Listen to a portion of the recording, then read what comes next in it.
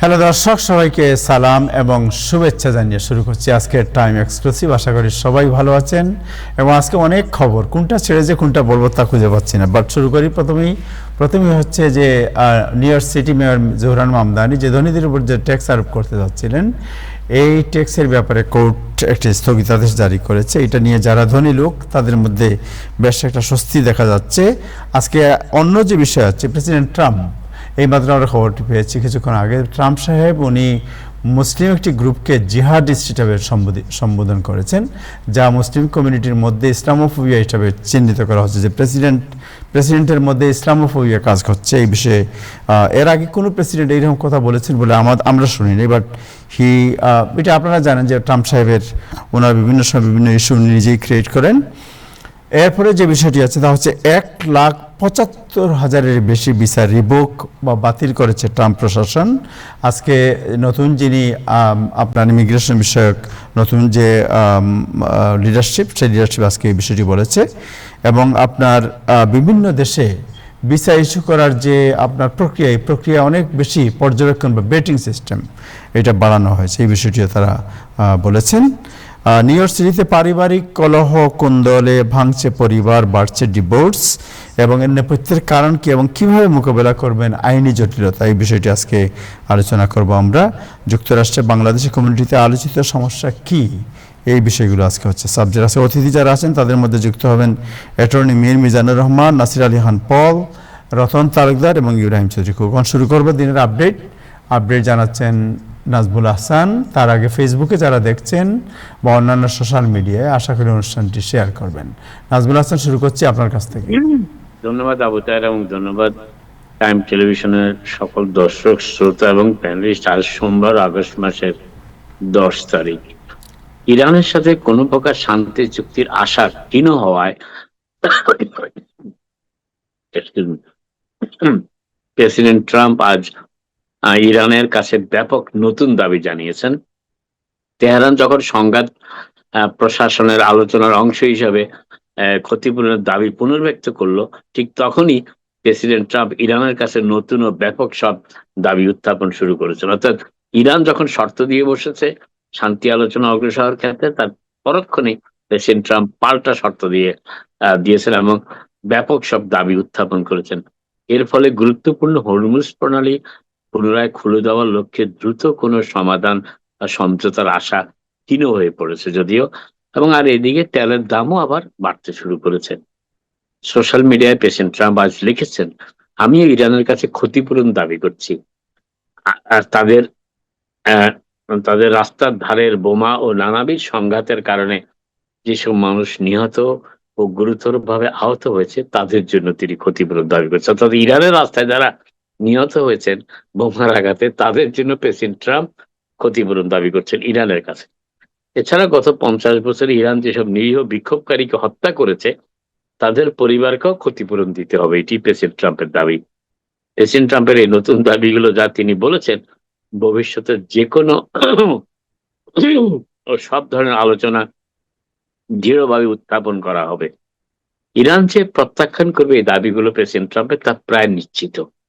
গত 28শে ফেব্রুয়ারি শুরু হওয়া যুক্তরাষ্ট্র ও ইসরায়েলের যুদ্ধের জন্য ইরান যখন ক্ষতিপূরণ দাবি করার উপর জোর দিচ্ছিল, ঠিক তখনই ট্রাম্পের এই পদক্ষেপটি এলো সামনে। নিজের ওই ট্রুথ সোশ্যাল মিডিয়া পোস্টের পরপরই ট্রাম্প তার দাবির পরিধি আরো বাড়িয়ে বলেন যে লেবানন, সিরিয়া, ইয়েমেন ও গাজার জনগণের জানমালের যে ক্ষতি ও প্রাণহানি হয়েছে তার জন্য ইরানকে দায়ী হতে হবে। এবং তবে তিনি এই বিষয়ে আর কোনো বিস্তারিত তথ্য দেননি, ক্ষতিপূরণ দাবি করেননি এই জন্য, কিন্তু তিনি বলেছেন তাদের জন্য সেজন্য ইরানকে দায়ী হতে হবে। এবং সেটি হচ্ছে লেবানন, সিরিয়া, ইয়েমেন এবং গাজার জনগণের জানমালের ক্ষতি ও প্রাণহানির জন্য। চিকিৎসা বিষয়ক বিশেষজ্ঞ ও সংগঠনগুলোর পরামর্শ উপেক্ষা করে যুক্তরাষ্ট্রের শিশুদের টিকা প্রদানের সময়সূচিতে বিরতি রাখার জন্য নির্বাহী আদেশ জারি করেছেন প্রেসিডেন্ট ট্রাম্প আজ সোমবার, যা তার দীর্ঘদিনের তবে বর্তমানে অগ্রহণযোগ্য বলে প্রমাণিত সেই তথ্যটিকেই প্রচার করে, যা শিশুদের টিকাগুলো আলাদা আলাদা চিকিৎসা সাক্ষাতের মাধ্যমে সময়ের ব্যবধানে দেওয়া উচিত, এমনটাই মনে করেন প্রেসিডেন্ট ট্রাম্প। প্রেসিডেন্ট ট্রাম্পের এই নির্বাহী আদেশে হাম, মাম্পস ও রুবেলার মতো সম্মিলিত টিকাটিকে ৩টি আলাদা টিকায় বিভক্ত করার এবং সম্ভব হলে শিশুদের সব ধরনের শিশুদের সব ধরনের টিকা আলাদা আলাদা সময় বা অ্যাপয়েন্টমেন্টে দেওয়ার সুপারিশ করা হয়েছে। অর্থাৎ একসাথে দেওয়া যাবে না, আলাদা আলাদা করে টিকাগুলো দিতে হবে। এছাড়া এতে যুক্তরাষ্ট্রের স্বাস্থ্য বিভাগকে এমন সব টিকার বিষয়ে গবেষণা আরো উন্নত করার নির্দেশ দেওয়া হয়েছে যেগুলোর উপর ইতিমধ্যেই ব্যাপক গবেষণা হয়েছে, তারপরেও আরো গবেষণার নির্দেশ দেওয়া হয়েছে প্রেসিডেন্ট ট্রাম্পের এই নির্বাহী আদেশে। এবং শিশুদের জন্য হাম, মাম্পস ও রুবেলার আলাদা টিকা প্রদানের একটি পরিকল্পনা উপস্থাপনের কথাও বলা হয়েছে। কারণ বর্তমানে যুক্তরাষ্ট্রে এই ব্যবস্থাটি চালু নেই, যেটি প্রেসিডেন্ট ট্রাম্প চালু করতে চান, এবং এই জন্য তিনি এই নির্বাহী আদেশটি জারি করেছেন এবং সেটা স্পষ্টভাবে উল্লেখ করেছেন সেই আদেশে। এদিকে আজ সোমবার যুক্তরাষ্ট্রের পররাষ্ট্র দপ্তর জানিয়েছে যে প্রেসিডেন্ট ট্রাম্প পুনরায় দায়িত্বভার গ্রহণের পর থেকে বিদেশি নাগরিকদের ১,৭৫,০০০-এরও বেশি ভিসা বাতিল করা হয়েছে। ভিসার প্রদানের পর বাতিল করা হয়েছে। এর মধ্যে অনেকেই যুক্তরাষ্ট্রে আসার সুযোগ গ্রহণের আগেই ভিসা বাতিল হয়েছে তাদের, আবার অনেকে যুক্তরাষ্ট্রে আসার পর তাদের ভিসা বাতিল করা হয়েছে। এবং এ নিয়ে মোট ১,৭৫,০০০-এরও বেশি বিদেশি নাগরিকের যুক্তরাষ্ট্রে আসার কিংবা যুক্তরাষ্ট্রে ভ্রমণের ভিসা বাতিল করেছে যুক্তরাষ্ট্রের স্টেট ডিপার্টমেন্ট। এর কারণ হিসেবে তারা বলেছে যে অপরাধমূলক কর্মকাণ্ড, ভিসার শর্ত লঙ্ঘন, জালিয়াতি, আমেরিকানদের বিরুদ্ধে সহিংসতায় উস্কানি এবং জাতীয় নিরাপত্তার প্রতি হুমকি হিসাবে বিবেচিত হয়। এবং এইসব কারণ দেখিয়ে স্টেট ডিপার্টমেন্ট এই ভিসা বাতিলের পদক্ষেপটি গ্রহণ করেছে। প্রেসিডেন্ট ট্রাম্প আজ সোমবার মধ্যবর্তী নির্বাচনে ডেমোক্র্যাট দলের প্রার্থীদের জিহাদি হিসেবে অভিহিত করেছেন। এর মধ্য দিয়ে রিপাবলিকান জনপ্রতিনিধিদের সাম্প্রতিক ইসলাম বিদ্বেষী বক্তব্যের তালিকায় নতুন করে আরো একটি সংযোজন ঘটালেন প্রেসিডেন্ট ট্রাম্প। সোমালি বংশোদ্ভূত মানুষদের নিয়েও ট্রাম্প তীব্র সমালোচনা করে বলেছেন, তারা বুদ্ধিমান নয়, তাদের কোনো যোগ্যতা নেই, তাদের কোনো অর্জন নেই, অথচ তারাই আমাদের শেখাচ্ছে কিভাবে দেশ চালাতে হবে।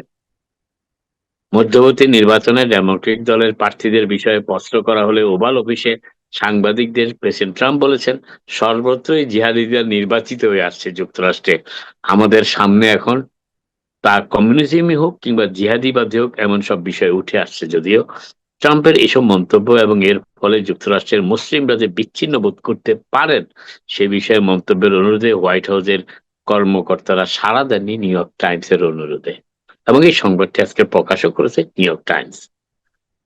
স্টেটেন আইল্যান্ডের একজন বিচারক ধনীদের উপর কর আরোপের বিষয়ে New York City mayor Zohran মামদানির প্রতিশ্রুতির উপর বড় ধরনের আঘাত এনেছেন। আজ 10ই আগস্ট সোমবার এক বিচারক মেয়রের প্রস্তাবিত পিআতের কর, অর্থাৎ দ্বিতীয় বা অতিরিক্ত বাসস্থানের উপর কর চালু করার প্রক্রিয়াকে চ্যালেঞ্জ করে দায়ের করা একটি মামলার প্রেক্ষিতে এই সাময়িক স্থগিতাদেশ, যেটাকে ইনজাংশন বলা হয়, জারি করেছেন। নিউ ইয়র্ক সিটি মেয়রের একজন মুখপাত্র অবশ্য জানিয়েছেন যে নিউ ইয়র্ক সিটি আইন বিভাগ এই স্টেটেন আইল্যান্ডের আদালতের এই রায়ের বিরুদ্ধে অবিলম্বে আপিল করবেন। আমরা অর্থ ফেরত চাই, এই বলে যে নিউ ইয়র্ক সিটির বাড়ির মালিকদের দাবি তারা অতিরিক্ত ট্যাক্স বা কর দিচ্ছেন এবং এই জন্য তারা তাদের এতদিন দেওয়া অর্থগুলো ফেরত চাচ্ছেন সিটি প্রশাসনের কাছ থেকে। নিউ ইয়র্ক সিটিতে ধনীদের দ্বিতীয় বাড়ির উপর নতুন করে কর বা ট্যাক্স আরোপের উদ্যোগ নিচ্ছে, যেটা একটু আগেই বললাম। স্টেটেন আইল্যান্ডের একটি আদালত সাময়িকভাবে ইনজাংশন জারি করেছে। মেয়র নিচ্ছেন যখন মেয়র জোহরান মামদানি, অথচ সাধারণ অনেক নিউ ইয়র্ক সিটি বাসীর অভিযোগ যে তারা দীর্ঘদিন ধরে অতিরিক্ত প্রপার্টি ট্যাক্স, সম্পত্তি কর দিয়ে আসছেন এবং সেই অর্থ ফেরত পেতে নানা জটিলতার মুখে পড়ছেন। সমগ্র নিউ ইয়র্ক সিটি জুড়ে কন্ডো ও কোঅপ ভবনে বসবাসকারী ক্ষতিগ্রস্ত বাসিন্দারা বলছেন যে এই অতিরিক্ত করের ট্যাক্সের মোট পরিমাণ দাঁড়িয়েছে কয়েক মিলিয়ন ডলারে। তবে একটি বিষয় স্পষ্ট, তারা তাদের অর্থ ফেরত চান। বাড়ির মালিকরা আই উইটনেস নিউজকে জানিয়েছেন আজকে যে আর্থিক সংকটে থাকা সিটি প্রশাসনের কারণে, অর্থাৎ নিউ ইয়র্ক সিটি প্রশাসন যেহেতু আর্থিক সংকটে রয়েছে, সেই কারণে বছরের পর বছর ধরে অতিরিক্ত কর দেওয়ার পরও সেই অর্থ ফেরত পাওয়া কঠিন হয়ে পড়েছে সিটি প্রশাসনের কাছ থেকে। আপার ওয়েস্ট সাইডের একটি ঐতিহাসিক ল্যান্ডমার্ক ভবন, যেটি কোঅপ ভবনের বাসিন্দা অ্যালেন সিলভারম্যান আই উইটনেস নিউজকে জানিয়েছেন যে বিষয়টি বিশাল। আমরা সবাই হতবাক হয়ে গিয়েছিলাম। ভবনের রক্ষণাবেক্ষণের প্রসঙ্গ টেনে সেই সিলভারম্যান আরো বলেছেন যে আমরা 100 বছরেরও বেশি পুরনো একটি ভবনে বসবাস করি, তাই এখানে অনেক কিছু, মানে এর রক্ষণাবেক্ষণের কাজ প্রচুর। সিলভারম্যান আরো জানিয়েছেন ভবনের সংস্কার কাজে চালানোর সময় কোঅপ বোর্ড ভবনের আয়তন পুনরায় হিসাব করার জন্য একজন স্থপতিকেও নিয়োগ দিয়েছিল। তিনি বলেন, আমরা আয়তনের হিসাবে গরমিল খুঁজে পাই। দেখা যায় ডিপার্টমেন্ট অফ ফাইন্যান্স, অর্থাৎ new York city department of finance এর নথিতে যা উল্লেখ আছে প্রকৃত আয়তন তার চেয়ে 22% কম। অর্থাৎ টেনান্টরা বলতে চাচ্ছেন যে তাদের কোঅপের বর্তমানে যে আয়তন তার থেকে 22 ভাগ বেশি নিউ ইয়র্ক সিটির ডকুমেন্টস রয়েছে, এবং সেই অতিরিক্ত অর্থ, ট্যাক্স, সেই অতিরিক্ত স্কোয়ার ফুটের কারণেই তাদের দিতে হচ্ছে, এবং সেই অর্থই তারা ফেরত চাচ্ছেন, কিন্তু পেতে নানা প্রতিবন্ধকতার মুখে পড়ছেন। নিউ ইয়র্ক সিটির কলম্বিয়া বিশ্ববিদ্যালয়ের বর্তমান ও প্রাক্তন ফিলিস্তিনি শিক্ষার্থী এবং অধ্যাপকদের একটি দল আজ 10ই আগস্ট সোমবার দায়ের করা এক মামলায় অভিযোগ করেছেন যে 2023 সালের 7ই অক্টোবর হামাসের ইসরায়েল হামলা, এরপর গাজায় শুরু হওয়া যুদ্ধ এবং ক্যাম্পাসে সৃষ্ট উত্তাল পরিস্থিতির জেরে কলম্বিয়া বিশ্ববিদ্যালয় কর্তৃপক্ষ তাদের প্রতি বৈষম্যমূলক আচরণ করেছে। নিউ ইয়র্ক স্টেট আদালতে দায়ের করা অভিযোগে আরো বলা হয়েছে যে কলম্বিয়া বিশ্ববিদ্যালয় কর্তৃপক্ষ ক্যাম্পাসের শিক্ষার্থী, শিক্ষক ও কর্মীদের ক্ষতি থেকে রক্ষা করার ক্ষেত্রে কেবল ব্যর্থই হয়নি, বরং তাদের প্রতি দুর্ব্যবহারকে সক্রিয়ভাবে উৎসাহিতও করেছে, যার মধ্যে শিক্ষার্থীদের অন্যায় ও পক্ষপাতমূলক শাস্তি সুলভ শুনানির মুখোমুখি করাও অন্তর্ভুক্ত রয়েছে। অভিযোগে আরো বলা হয়েছে যে কলম্বিয়া বিশ্ববিদ্যালয় একটি বৈরী ও অনিরাপদ পরিবেশ তৈরি করে রেখেছিল এই প্যালেস্টাইনি ছাত্রদের জন্য।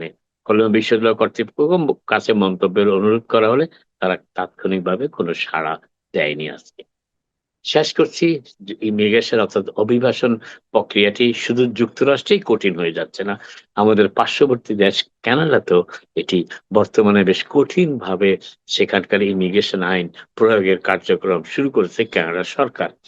এবং সেই পার্শ্ববর্তী দেশ কানাডায় অবৈধ বসবাসে একটি তালিকা প্রকাশ করা হয়েছে, এবং সেই তালিকায় শীর্ষ 10টি দেশের মধ্যে বাংলাদেশ অন্তর্ভুক্ত হয়েছে। অর্থাৎ কানাডায় যত অবৈধ অভিবাসী থাকেন তাদের প্রথম 10টি দেশের তালিকায় বাংলাদেশের নামটি চলে এসেছে। কানাডা থেকে ফেরত পাঠানোর প্রক্রিয়া রয়েছেন বর্তমানে প্রায় 1000 বাংলাদেশি।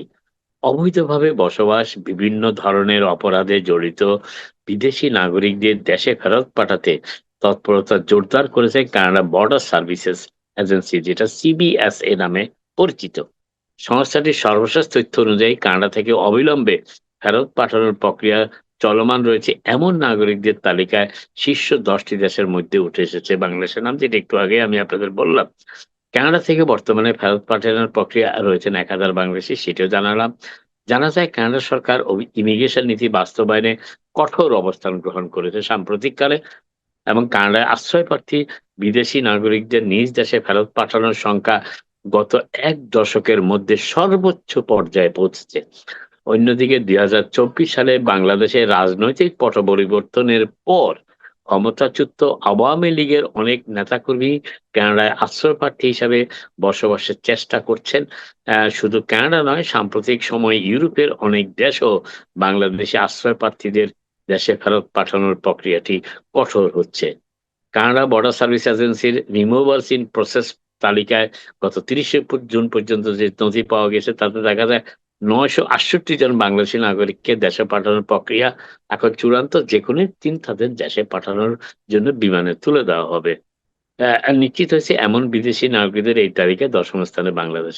2020 সালে 308 জন বাংলাদেশিকে কানাডা থেকে ফেরত পাঠানো হয়েছিল বলে জানিয়েছে সিবিএসএ। এরপর কয়েক বছরে সে সংখ্যা কিছুটা কমে এলেও চলতি বছরের প্রথম 6 মাসেই 227 জন বাংলাদেশি নাগরিককে কানাডা থেকে বাংলাদেশে ফেরত পাঠানো হয়েছে। ইমিগ্রেশন, রিফিউজিস অ্যান্ড সিটিজেনশিপ কানাডার তথ্য মতে ফিফা বিশ্বকাপের ম্যাচ দেখতে আসার পর কানাডায় আশ্রয় আবেদনকারীদের তালিকায় বাংলাদেশিরা রয়েছেন। অর্থাৎ ফিফা বিশ্বকাপ দেখতে এসে বা কানাডায় এসে অনেক বাংলাদেশি সেখানে রয়ে গেছেন, এবং এই যারা রয়ে গেছেন ফিফা বিশ্বকাপ দেখার ভিসা নিয়ে কানাডায় আসে, তাদের মধ্যে বাংলাদেশিরাও রয়েছেন। ভিজিটর ভিসায় কানাডায় আসা বিদেশিদের মধ্যে যে ১৭৫ জন পরে আশ্রয়ের আবেদন করেছেন কানাডায়, তাদের মধ্যে ১০ জন বাংলাদেশী নাগরিক রয়েছেন। কানাডা থেকে ফেরত পাঠানোর প্রক্রিয়াধীন বাংলাদেশসহ বিভিন্ন দেশের ৪০,৮২৭ জনের মধ্যে ৩৬,৬২২ জনই কানাডায় রাজনৈতিক আশ্রয় প্রার্থী। আপাতত আজকে এখানে শেষ করি। আবার আপনাদের সাথে কথা হবে। আপনারা সবাই ভালো থাকুন। Thank you Nazmul Hasan, thank you আপনাকে। আপনার সাথে আমার মনে হয় আপনার অনেক বিষয় আছে জানিয়ে আমাদের নাসির আলী খান পদ আজকে একটু আলোচনা করবেন, বাট এর আগে আপনি একটু অপেক্ষা করেন, আমি আগে মিজান ভাইয়ের সাথে একটু আলাপ করে নেই, এরপরে আপনার লম্বা সময় পাবো, মানে মিজান ভাই তাড়া আছে একটু। মিজান ভাই আপনাকে অভিনন্দন জানাচ্ছি, শুভেচ্ছা জানাচ্ছি। আপনি কি শুনতে পাচ্ছেন? মিজান ভাই আপনি কি শুনতে পাচ্ছেন? জনাব মিজান আপনি কি শুনতে পাচ্ছেন? মিজান ভাই আপনি কি শুনতে পাচ্ছেন? আপনি শুনতে পাচ্ছেন, রাইট? Okay, thank you. আপনার আচ্ছা ঠিক আছে, অসুবিধা নেই, উনি একটা দিয়ে যদি কথা বলে শুনতে পায়, দ্যাটস ওকে। আপনি কি শুনতে পাচ্ছেন না মিজান ভাই? আপনার আরেকটা ডিভাইস অন করা আছে, ওইটা কি অফ করা যাবে?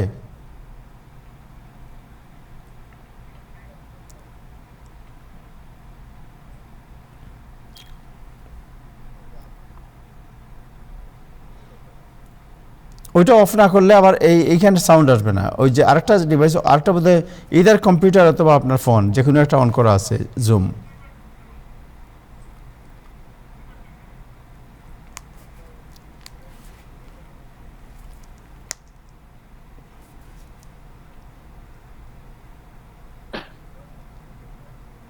আমরা আপনার কথা শুনতে পাচ্ছি না, বাট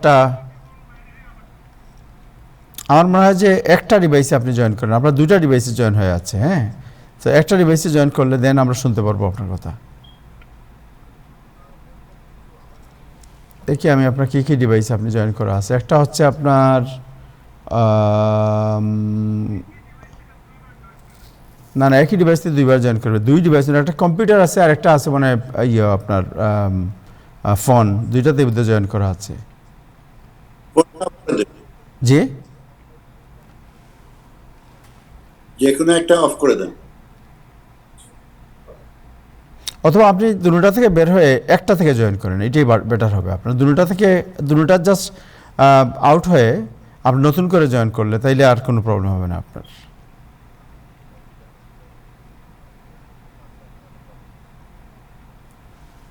আমরা আপনার কোনো কথা শুনতে পাচ্ছি না। এখন বলেন তো শুনি মিজান ভাই। হ্যাঁ, এখন শুনতে পাচ্ছি। Thank you so much. Thank you. এখন আর একো হচ্ছে না। মিজান ভাই আপনার কাছে প্রথমেই জানতে চাই যে এই একটু আগে যেটা বললেন যে অন্যান্য জায়গা হচ্ছে যে 1,75,000 ভিসা রিভোক করা হচ্ছে, যে রিভোক তো হয়েছে, এটা তো আর it's already news, but revoke হয় কেন? যেমন ধরেন বাংলাদেশে অনেকেরও ভিসা হয়তো রিভোক হয়েছে, এর মধ্যে রিভোকটা কেন হয়? রিভোক থেকে বাঁচতে হলে কি করতে হবে? আচ্ছা, তো ধন্যবাদ। প্যানেলের অন্য যারা আছেন আমার শুভেচ্ছা নেবেন, দর্শকদের জন্য শুভেচ্ছা রইল। এবং আজকে এখানে আমার আসার আরেকটা কারণ হচ্ছে, আজকে সকালে না বিকেল বেলায় একজন টাইম টিভির দর্শক আমাকে অনুরোধ করলেন যে আপনি শুধু ইমিগ্রেশনের উপরে কথা বলেন কেন, কারণ আমি প্রচুর অন্যান্য কাজ করি, তারা দেখে এবং তারা ওই ধরনেরই ক্লায়েন্ট। তো উনি ডিভোর্সের উপরে ক্লায়েন্ট, আমার প্রচুর ওই লাইনে কেস আছে। তো ওনাদের একটা ইচ্ছা, আমি বলি আমি তো আর নিজে সিলেক্ট করি না, আমাকে যে ধরনের প্রশ্ন করা হয় আমরা আলোচনা করবো এই প্রশ্নের পরপরই আমি ডিভোর্স নিয়ে আলোচনা করবো আপনার সাথে। জি আচ্ছা, তো ফলে সেই জন্য আমি আসলাম। তো কিন্তু যেহেতু প্রশ্নটা ভিসা নিয়ে হলো, এটার উত্তর আমি দিচ্ছি। ব্যাপারটা হচ্ছে যে রিভোক ব্যাপারটা কি, যদি এটা পেন্ডিং থাকতো অ্যাপ্লিকেশনটা, সেটা ডিনাই করে দেওয়া যায় বা অ্যাপ্রুভ করে দেওয়া যায়। সুতরাং ওইখানে এই প্রশ্নটা আসে, যদি না তারা দিতে চায় তারা ডিনাই করে দিবে ওই অ্যাপ্লিকেশনটা। আর যেটা পেয়ে গেছে সেটা যদি নিয়ে যেতে চায় তাহলে তখন আর ডিনাই করা যায় না, ন্যাচারালি শব্দটা, কারণ ওটা অ্যাপ্রুভ হয়েছে, ওটা রিভোক করতে হয়। এই হচ্ছে এই ব্যাপারটা। মোট কথা হচ্ছে যে আপনার যেই ভিসাটা ছিল সেটা এখন আর নাই, সেটা অ্যাপ্রুভ হয়ে গেলে সেটা শব্দটা রেভোকেশন হয়, তো সেটা হয়। আচ্ছা, তো যে কোনো ভিসা দিলে, যেমন এখানে আমার মনে হচ্ছে যে আপনি নন ইমিগ্রেন্ট ভিসার কথাটা বলছেন, জি তো এখানে দিলে এগুলোর কিছু শর্ত থাকে। যেমন কেউ ছাত্র হিসাবে এখানে আসবে, একটা জায়গায় প্রথমে ভর্তি হতে হবে, সেটা হচ্ছে সবচেয়ে বড় ব্যাপার। তারপর সেখানে ফান্ডিং এর প্রশ্ন আছে, সেগুলো হলো, এবং ওগুলোর ভিত্তিতে আপনি স্টুডেন্ট ভিসার জন্য অ্যাপ্লাই করলেন, এবং সেখানেও ওই অ্যাডমিশনটা এবং আপনার ফান্ডিংটা একটা বড় মেজর ব্যাপার দেখা হবে। তারপরে একটা বড় জিনিস দেখা হবে যে F1 স্টুডেন্ট, এটা হচ্ছে একটা নন ইমিগ্রেন্ট ভিসা, মানে আপনি পড়াশোনা করবেন, তারপর আপনি আবার আপনার নিজ ভূমে ফিরে যাবেন বা অন্য কোনো দেশে চলে যাবেন, আমেরিকা ছেড়ে দিবেন। তো ওইটার আরো কিছু শর্ত আছে যে আপনি ওখানে গিয়ে এক্সেপশন ছাড়া আপনি কাজ করতে পারবেন না। হ্যাঁ, এক্সেপশন ছাড়া কথাটা আমি বললাম। হ্যাঁ, গেল। কিন্তু দেখা গেল আপনি আসলেন এবং আপনি কাজ করছেন বেআইনি ভাবে, কি আপনার ফ্যামিলি আছে যারা F2 ভিসা পাবে, ওনাদের কাজ করার কোনো কথা না, ওনারা কাজ করছেন। তো তখন ন্যাচারালি আপনি শর্ত ভঙ্গ করলেন, বা আপনি স্কুলে যাওয়ার কথা ফুল টাইম, সেখানে যাচ্ছেন না। এই যে বিভিন্ন রকমের ব্যাপার আছে, এগুলা খুবই এভিডেন্ট, মানে এগুলা মানে খুবই একটা বেসিক কিছু জিনিস, আমি আরো পরে আসছি অন্য কথায়। তো আপনারা যখন এই শর্তটা ভঙ্গ করবেন, ততদিনে তো আপনার স্টুডেন্ট ভিসা আপনার অ্যাপ্রুভ হয়ে গেছে, আপনি তখন কি যেন বলে ওই ভিসাটা আপনাকে রিভোক করে দিতে পারে। আচ্ছা, আরেকটা জিনিস হচ্ছে, আপনি ভিসা নিয়ে আসলেন, আপনার এখানে কোনো ফান্ডিং নাই। হ্যাঁ, ফান্ডিং নাই, এবং আপনি এটা অ্যাকচুয়ালি ঘটনা ঘটেছে কিছুদিন আগে। একজনের ভাই এরকম পিএইচডি করতেছিল, দেশে গেছে, তারপর বউ বাচ্চা নিয়ে আবার আসছে। তো ওই সময়ে পর থেকে ওনার আর কোনো খবর নেই। পরে কিছুদিন পরে ওনার খোঁজ পাওয়া গেল, কি ব্যাপার, ওনাকে দেশে পাঠিয়ে দেওয়া হয়েছে। এটা একটা জিনিস বুঝতে হবে যে ভিসাটা হচ্ছে আপনার কোন একটা বর্ডার পোস্টে আসা পর্যন্ত পারমিশন দেওয়ার জন্য। এটা ভিতরে মানে এন্ট্রি হবে কি না সেটার কোনো গ্যারান্টি নাই। যখন উনি এখানে আসলেন, ওনার কোনো ফান্ডিং নাই, এখানে অ্যাসিস্ট্যান্টশিপ, স্কলারশিপ ইত্যাদি এগুলো কিছু নাই। উনি সাথে স্পাউস এবং চিলড্রেন নিয়ে আসছেন। উনি তাদের খরচ কিভাবে চালাবেন, মানে ওনার যে ব্যাংকে টাকা পয়সা বা দেশে থেকে যে ধরনের ফান্ডিং হওয়ার কথা, ওগুলা স্যাটিসফ্যাক্টরি আনসার নাই। তার মানে ওনাকে কাজ করতে হবে, ওনাকে ভিতরে প্রবেশই করতে দেয়নি। তো এই যে বিভিন্ন ধরনের ব্যাপার আছে, এর সাথে আরেকটা জিনিস আমি জোর করতে চাই। আপনি আসলেন, আপনি ইউনিভার্সিটিতে পড়েন, এবং এটা একটা বড় জিনিস, আপনি জ্ঞান অর্জনের একটা বিদ্যাপীঠ এটসেট্রা এখানে। তারপরে এটা শুধু আপনি যে পুঁথিগত বিদ্যা পড়েন তা না, এর সাথে মতাদর্শের ব্যাপার আছে, আমেরিকান যে ল্যান্ড অফ ফ্রিডম, এইসবের ব্যাপারে আপনি আপনার মত প্রকাশ করবেন, টিচাররা মত প্রকাশ করে, অন্যান্য ছাত্রছাত্রীরা করেন, আপনিও করছেন।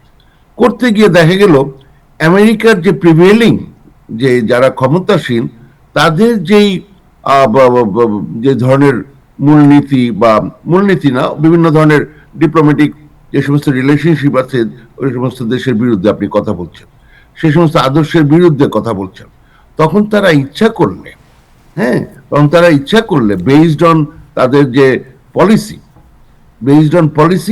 আপনাকে দেখলো যে আপনি তাদের সাথে এটাতে যায় না, তখন আপনার ভিসা রিভোক করে দিতে পারে।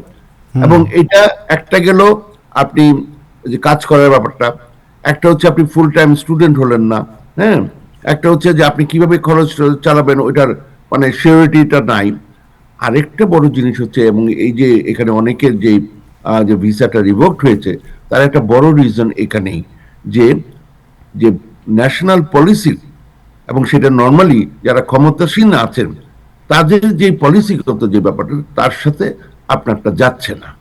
হ্যাঁ, এই সমস্ত কারণেও আপনার ভিসাটা রিভোক করে ফেলতে পারে।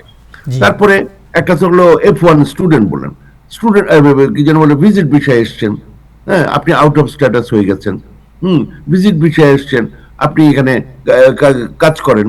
হ্যাঁ, তো এই যে ব্যাপারগুলো, এগুলো যদি ধরা যায়, বা আপনার বিভিন্ন ভাবে আপনি কোনো ক্রাইমের সাথে জড়িয়ে পড়েছেন, তখন দেখা গেল যে আপনার এই অবস্থা, তখন মানে এই অবস্থা কোন অবস্থা, যে আপনি ভিজিট ভিসা বেড়াতে এসে পুরো উল্টা আরো অন্যান্য জিনিসের সাথে, ইভেন আপনার এই ধরনের প্রশ্নও থাকে বোধহয় যে আপনি ওই যে অসামাজিক কার্যকলাপের সাথে জড়িয়ে গেছেন, এরকম অনেকে করে।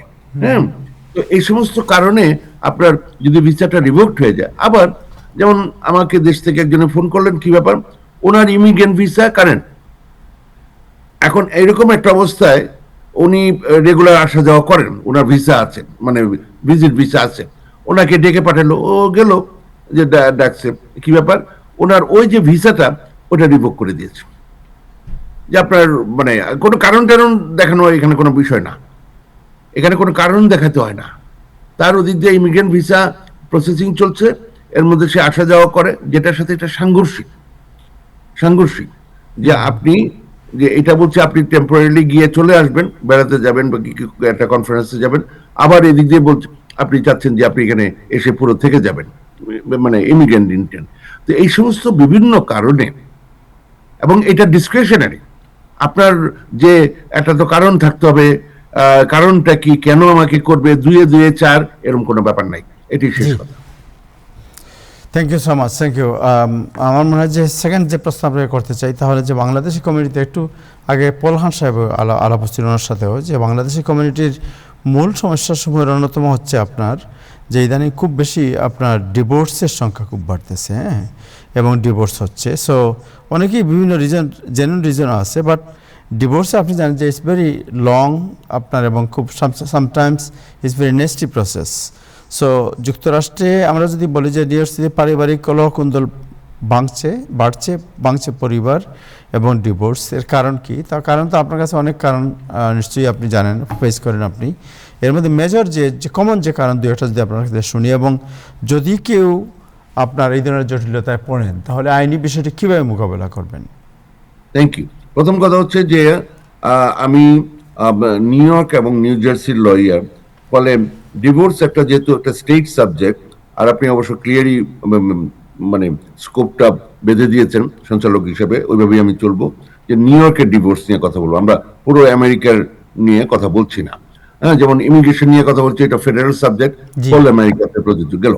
আচ্ছা, আরেকটা জিনিস হচ্ছে যে আমি এখানে একটা সেন্স করছি যে এটার সাথে আপনি একটা সামাজিক ব্যাপার বা এখানে যে আমাদের যে কালচারাল এই সমস্ত ব্যাপারগুলো আপনি কিছুটা টানতে চাচ্ছেন, আমি ওদিকে যাব না, মানে আমি এটা আমার কাজ না।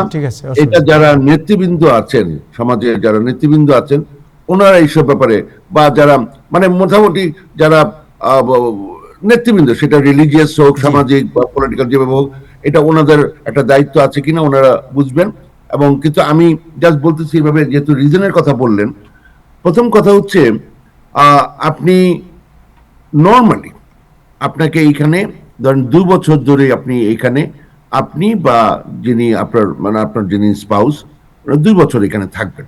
এক্সেপশন আছে, আমি আবারও বলছি, প্রত্যেকটা জিনিসেরই এক্সেপশন আছে। নর্মাল মানে এটাকে যেন একটা ডিভোর্স মিল না করে ফেলে, ড্রাইভ বাই ডিভোর্স, আপনি গেলেন, ফাইল করলেন, চলে গেলেন, এইরকম কিছু যেন না হয়, সেজন্য আপনার একটা বেসিক একটা রেসিডেন্সির একটা ব্যাপার আছে। আচ্ছা, তার ফলে নিউ ইয়র্কের কোনো কোর্টের আপনার উপরে জুরিডিকশন থাকবে, এবং সেটা কোন কোর্ট, এখানে যেমন একটা ফ্যামিলি কোর্ট আছে নিউ ইয়র্কে, প্রতিটা কাউন্টিতে আছে, এটসেট্রা। সুতরাং এখানে একটা ভুল করার চান্স আছে যে ডিভোর্সটা বোধহয় ফ্যামিলি কোর্টে হয়। দ্য আনসার ইজ নো, ডিভোর্সটা করতে হয়, হ্যাঁ, ফ্যামিলি কোর্টে, এই যে যেমন child support, child custody, maintenance, order protection, এই ধরনের বিভিন্ন কিছু নিয়ে কাজ হয়, প্যাটার্নিটি নিয়ে হয়, হ্যাঁ, এই ধরনের। কিন্তু ডিভোর্সটা হয় নিউ ইয়র্ক সুপ্রিম কোর্টে। এখানে আরেক ঝামেলা, নিউ ইয়র্ক সুপ্রিম কোর্ট শুনতে কি শোনা যায়, সবচেয়ে বড় কোর্ট বোধহয় নিউ ইয়র্কের না, এটা হচ্ছে জেনারেল জুরিডিকশনের সবচেয়ে প্রথম ধাপের কোর্ট। হ্যাঁ, অবশ্যই অত্যন্ত অত্যন্ত অত্যন্ত গুরুত্বপূর্ণ, সে ব্যাপারে কথা না, হ্যাঁ, কিন্তু কথাটা হচ্ছে জাস্ট জানার জন্য, নিউ ইয়র্ক সুপ্রিম কোর্ট এটা মানে হাইয়েস্ট কোর্ট না নিউ ইয়র্কের আর কি, গেল। কিন্তু এখানে আপনার ডিভোর্সটা ফাইল করতে, এবং আপনি নর্মালি আপনি যেখানে থাকেন সেখানে ফাইলটা করবেন নর্মালি, হ্যাঁ। আর অন্যান্যখানেও এক্সেপশন নিয়ে করা যায়, কিন্তু মানে যখনই ভেজাল হয় তারা নর্মালি ওখান থেকে ওই কেসটা মুভ করে দেয়, যে আপনার যেখানে আছে, যেখানে আপনার রেসিডেন্সি বা আপনার স্পাউসের রেসিডেন্সি, ওইভাবে করে গিয়ে করেন। এগুলো একটা আর নর্মালি অন্যখানে করলে যেহেতু একটা মানে এখানে একটা ওই যে আপনি যে কথা বলেন it becomes a nasty process, হ্যাঁ, এটা তো আর খুব সুখে হয় না, মানে যে হয় তখন তারাও একটা অবজেকশন তোলে যে এখানে ভেন্যুটা ঠিক হয় নাই গেল। তো যাই হোক, তো এবং এটা অনেক সময় আমরা করি যে অনেক জায়গায় আমরা খুঁজে বের করি কোনখানে কম সময় লাগছে, তাতে করে ওখানে যদি করা হয় তাহলে খুব তাড়াতাড়ি হয়ে গেল। কারণ এই নিউ ইয়র্ক সিটিতে এখন যেটা হচ্ছে, এই যে কোভিড একবার আসলো, এখনো ওইখানকার কর্মচারীরা কিছু হইলে এখনো এই কোভিড করে।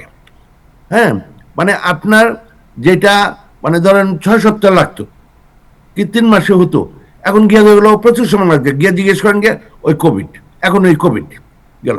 আর জাজরা বলে আনকনটেস্টেড ডিভোর্স, এখন কেরানি যদি আমার কাছে এসে না দেয় আমি সাইন করতে পারি না। এটা এমন না যে এই দেশের ফাইলটা দিয়ে যান এরকম করে একটা ডাক দিলেন, এটা একটা বড় মানে একটা বিরাট ব্যুরোক্রেসি এটসেট্রা, প্রত্যেকের একটা প্রসেস আছে, ওই জাজ চাইলেই বলতে পারবে না যে আপনি ওই ফাইলটা নিয়ে আসেন, এই ধরনের একটা অবস্থা। তো এগুলার কারণে মানে এটা এই জন্য বললাম, ওই যে আপনার যে দর্শক আজকে যিনি আসলেন উনি জানতে চান কতদিন লাগবে এইটা, কোভিড আসুক বা না আসুক, একে তো হচ্ছে কোভিডের জন্য মানে এখনো ওই কোভিডের নাম করে দেরি টেরি হয়। আবার এদের মধ্যে একটা গন্ডগোল আছে, আগে অটোমেটিক এগুলো ফিজিক্যালি গিয়ে ফাইল করতে হতো একটা, এখন অনলাইনে করা যায়। তো ওই দুই গ্রুপের মধ্যে আবার একটা রেষারেষি আছে। যারা ওইখানে একটা অফিসই আছে যারা এই ব্যাপারে হেল্প করে, ফিজিক্যালি আপনি যেতেন তার ফলে তাদের একটা চাকরি বাকরি থাকতো, এখন এগুলো অনলাইনে হয়ে যায়, ওটা আরেকটা গ্রুপ করে, যার ফলে এখানে একটু সমস্যা আছে গেল। আচ্ছা, এখন যে জিনিসটা হচ্ছে যে আপনার বেসিক কিছু কারণ আছে যার জন্য ডিভোর্স করা যায়। তার মধ্যে সবচেয়ে সুন্দর যেই খবরটা হচ্ছে, আমেরিকার প্রায় সব রাষ্ট্রেই আগে ছিল, এখন নিউ ইয়র্কেও এটা হয়েছে। সেটা কি, আপনাকে কোনো কারণ দর্শাতে হবে না, নো ফল্ট ডিভোর্স বলে। হ্যাঁ, তো তার ফলে হয় কি, আপনার ওই অনেক ফ্রডুলেন্ট কাজ আগে করতে হতো। হ্যাঁ, যেমন 1 বছরের জন্য উনি বাইরে থাকেন, বা কনস্ট্রাকটিভ অ্যাবান্ডনমেন্ট একটা কথা আছে, যে উনি থাকেন কিন্তু আমাদের মধ্যে কোনো পারিবার মানে স্বামী স্ত্রীর যে বিশেষ সম্পর্ক ওই ধরনের কিছু নাই। তো এইভাবে করে, বা হয়তো ব্যাপারটা 1 বছরের না কিন্তু দেখালো 1 বছরের, এ ধরনের বিভিন্ন কিছু হতো। এখন যেটা দেখায় যে 6 মাস ধরে আমাদের বনিবনা হচ্ছে না, এইটা হইলেই আপনার ডিভোর্সের কারণ হয়ে গেল। আচ্ছা, কিন্তু একটা এখানে একটু আছে, অন্যান্য স্টেটের মতো না, যেটা এখানে বলছে আপনার আদার সমস্ত ইস্যুস রিজলভ করে তারপরে ডিভোর্সটা হতে হবে। যেমন এটার সাথে যদি বাচ্চা থাকে, বাচ্চার কাস্টাডি কে পাবে, বাচ্চার সাপোর্ট কে দিবে, বাচ্চার ভিজিটেশন কিভাবে হবে, আচ্ছা স্পাউসাল সাপোর্টের কি হবে, সম্পত্তির বিভাজন কিভাবে হবে, উকিলের পয়সা কে দিবে, তারপরে এই যে এক্সপার্ট টেস্টিমনি, এই সমস্ত বাড়ির ভ্যালুয়েশন কি ইত্যাদি, এই ধরনের যারা আছে, কারো একটা পেনশন আছে সেখানে কে কতটুকু পাবে, এই ধরনের বহু ধরনের কমপ্লিকেসি আছে। এইগুলোর সমস্ত কিছু মিটিয়ে তারপরে আপনি ডিভোর্সটা পাবেন। মানে অনেক জায়গায় আছে ডিভোর্সটা হয়ে গেল কিন্তু এই সম্পত্তি এগুলো নিয়ে ফাইট চলতে থাকলো, ব্যাপারটা এরকম না। তো এটার মধ্যে একটা কারণ তো এটা বললাম, আর এটা হচ্ছে আপনি 1 বছর ধরে, হ্যাঁ, অপর পার্টির আপনার ছাড়া, কনসেন্ট ছাড়া আপনি অ্যাবান্ডন করে তাকে চলে গেছেন, কি কেউ তার দরজা লক করে দিয়েছে 1 বছরের জন্য, কি একসাথে একই ছাদের নিচে থাকেন কিন্তু তাদের মধ্যে কোনো সম্পর্ক নাই এবং তার কোনো শারীরিক সমস্যা নাই, তারপরও ওনার এই জাতীয় মানে অনীহা আছে। তারপরে কেউ 3 বছরের জন্য জেলে ছিল, হ্যাঁ, জেলে আছে, এই ধরনের। আর একটা তো আছেই, সেটা কি, যে ক্রুয়েল অ্যান্ড ইনহিউম্যান ট্রিটমেন্ট, উনি অত্যাচার করেন, হ্যাঁ, এবং সেটা শুধু শারীরিক না, মানসিক ভাবে। এবং এটা যে মানে শুধুমাত্র একজনই পারে তা না, আরেকজনও পারে, এই ধরনের বিভিন্ন ব্যাপার আছে। তো যাই হোক, এইভাবে করার পরে আপনি যখন ফাইল করবেন তখন মনে রাখতে হবে, প্রথমে আপনি ফাইল করবেন এবং সেটা যদি অনলাইনে করে সাথে সাথে কিছুক্ষণ পরেও আসতে পারে, 2-1 দিন পরেও আসতে পারে, আপনার ইন্ডেক্স নাম্বারটা নিয়ে ওটার সিল সাপোর্ট সহ আপনার কাছে ফেরত আসলো। সেটা অপর পক্ষকে মাস্ট বলতে মাস্ট, এর মধ্যে কোনো মানে আধাআধি কিছু নাই, অপর পক্ষকে হাতে হাতে দিতে হবে, ফিজিক্যালি দিতে হবে, মেইল করে দিবেন, ইমেল করে দিবেন, হ্যাঁ, ওই বাবা আচ্ছা, এর মধ্যে আরেকটা বড় জিনিস হচ্ছে, আপনি ধরেন ওটা ন্যাচারালি এটা নিয়ে তো মানুষ ঘুরে না, একটা ইনভেলপে থাকে, ইনভেলপে দিলে ওই সার্ভিস শেষ, এবং এটা যত পরেই হোক যদি এটা পাওয়া যায় যে আপনি এটা এনভেলপের ভিতরে দিয়েছেন, তাহলে এই ডিভোর্স আবার শুরু করতে হবে, এটা আমি আগে বলে দিচ্ছি। মানে ওই ওই প্রসিডিংস টার্মিনেটেড হয়ে যাবে। ওপেন, এখানে লেখা থাকবে অ্যাকশন ফর ডিভোর্স ইত্যাদি। এবং মনে রাখবেন শুধু যে আপনার যে কমপ্লেনটা বা সামন্স নোটিস ওইটা না শুধু। আচ্ছা, এখানে আরেকটু কথা বলা দরকার, এটা তো একটা সময়সীমা আছে। আমি জানি না আমার কতটুকু কথা বলা উচিত, কারণ এগুলো I can go on and on. হ্যাঁ, তো এইভাবে করে সার্ভিসটা প্রপার হতে হবে। তবে ওনাকে যে হাতে ধরতে হবে, ওনাকে যে সাইন করতে হবে যাকে দেওয়া হবে, ওইটার কোনো রিকোয়ারমেন্ট নাই, ওনার পায়ের কাছে রেখে আসলেও হবে। এইগুলো একটা কথা।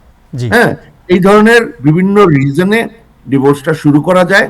হ্যাঁ, এখন আপনি যদি অন্য প্রশ্ন করেন তাহলে আমি আরো বলবো, কারণ আরো অনেকে আছেন, আপনার প্রোগ্রামের সময়সীমার একটা ব্যাপার থাকতে রাইট। পারে। সো এই বিষয়ে আমরা আজকে প্রাথমিক বিষয়টা শুনলাম, আমরা এটা অন্যদিন আমরা একদিন ডিটেলস আপনি আর আমি দুজনে মিলে এটা আলোচনা করবো অন্য এক প্রোগ্রামে, তাইলে আমার মনে হয় আমরা ডিটেলস আলোচনা করতে পারবো। আমি আপনাকে একটু বলতে চাই, এইটা এই যে টাইম এক্সক্লুসিভ, এটা টাইম টিভির একটা সিগনেচার প্রোগ্রাম। সেখানে যদি প্রথম 15-20 মিনিট সদ্য সাংবাদিক নাজমুল হাসান সাহেবের ওই 20 মিনিট না রেখে আমাকে দেন, ওই প্রোগ্রাম আর কেউ দেখবে না। হ্যাঁ, হ্যাঁ, এটা আমি আগেই বলে দিচ্ছি, কারণ এটা আমাকে বলে যে আমি ঘুমাতে যেতে পারি না ওই প্রোগ্রাম না দেখে। উনি মাউন্ট সাইনাতে একটা সম্মানিত জব করেন, এরকম একজন মানুষের কথা আমি সাধারণভাবে কথা, আমি উদাহরণ দিয়ে কথা বললাম।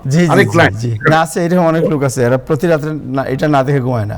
থ্যাংক ইউ মিজান ভাই, আপনাকে অনেক ধন্যবাদ। বাট উইল ডিসকাস অ্যাবাউট মোর, এটা তো অনেক টেকনিক্যাল জিনিস আছে, এগুলো জানতে হবে অনেক কিছু। অনেক ধন্যবাদ। কিছু বলা যাবে নাকি তাই? জি, কি বলবেন? আমি বলতে চাচ্ছি এই যে ডিভোর্স ব্যাপারটা, এই বিষয়ে আজকে আর আলোচনা না করি, এটা আজকে ট্রাম্পের অনেক, খালি বলছি ডিভোর্সটা বাংলাদেশিকে যদি বেশি এডুকেটেড করেন, তো ডিভোর্সটা তো আমাদের সমাজে কমার চেয়ে আমার মনে হয় অনেক বেশি বেড়ে যাবে যদি মানুষরা বেশি এডুকেটেড হয়ে যায়, যে কিভাবে সেলফ সার্ভিস করতে হয়, লয়ার ছাড়া পয়সা খরচ না করে কিভাবে ডিভোর্স ফাইল করতে হয়। সো এটা আমার মনে হয় হিতে বিপরীত যেন আবার না হয় আমাদের না, সমাজে। ঠিক আছে, thank you so much, thank you আপনার কমেন্টের জন্য। জি, এখন জি নাজমুল ভাই আনমিউট করেন। আমি তাহলে সালাম জানাই। জি, thank you so much, thank you. জি ইব্রাহিম সাহেব, সেটা হচ্ছে যে ডিভোর্স না করে যদি একটা সম্পর্ককে জোরপূর্বক ধরে রাখার চেষ্টা করে, সেখানে সাংসারিক অশান্তি বেড়ে মৃত্যু থেকে আরম্ভ করে অনেক কিছু হতে পারে। অতএব যদি ডিভোর্সের মাধ্যমে সংসারে শান্তি আসে, that should be welcome. Ibrahim সাহেব কিছু বলবেন নাকি ট্রাম্প সাহেবের ব্যাপারে? আমি একটু বলতে চাই যে এই যে ট্রাম্প সাহেব কিন্তু দুইবার ডিভোর্স করেছেন, না তিনবার করেছেন আমরা জানি। অ্যাটর্নি মিজানের কথা, ডিভোর্স একটি দীর্ঘস্থায়ী প্রক্রিয়া এবং খুবই আইনগতভাবে খুবই স্পর্শকাতর নিউ ইয়র্কে এবং নিউ জার্সিতেও। এটা খুব কেয়ারফুলি হ্যান্ডেল না করা হয়। আমি এখন মানে মিজান ভাই হয়তো উদার মানুষ, কিন্তু আপনার উকিলের পিছনে টাকা দিতে দিতে আপনার জানটা ফয়সালা হয়ে যাবে। এতদিন আপনার বউয়ের যন্ত্রণা পাইছেন, জামাইয়ের যন্ত্রণা পাইছেন, এই উকিলের আপনার পকেট থেকে আমি একজনকে জানি, আপনি একজনকে জানি। ইব্রাহিম ভাই আমাদের প্রেসিডেন্ট সাহেব তো 3 বার ডিভোর্স দিয়েছে, ওনার আমি এটা পরে আসতেছি।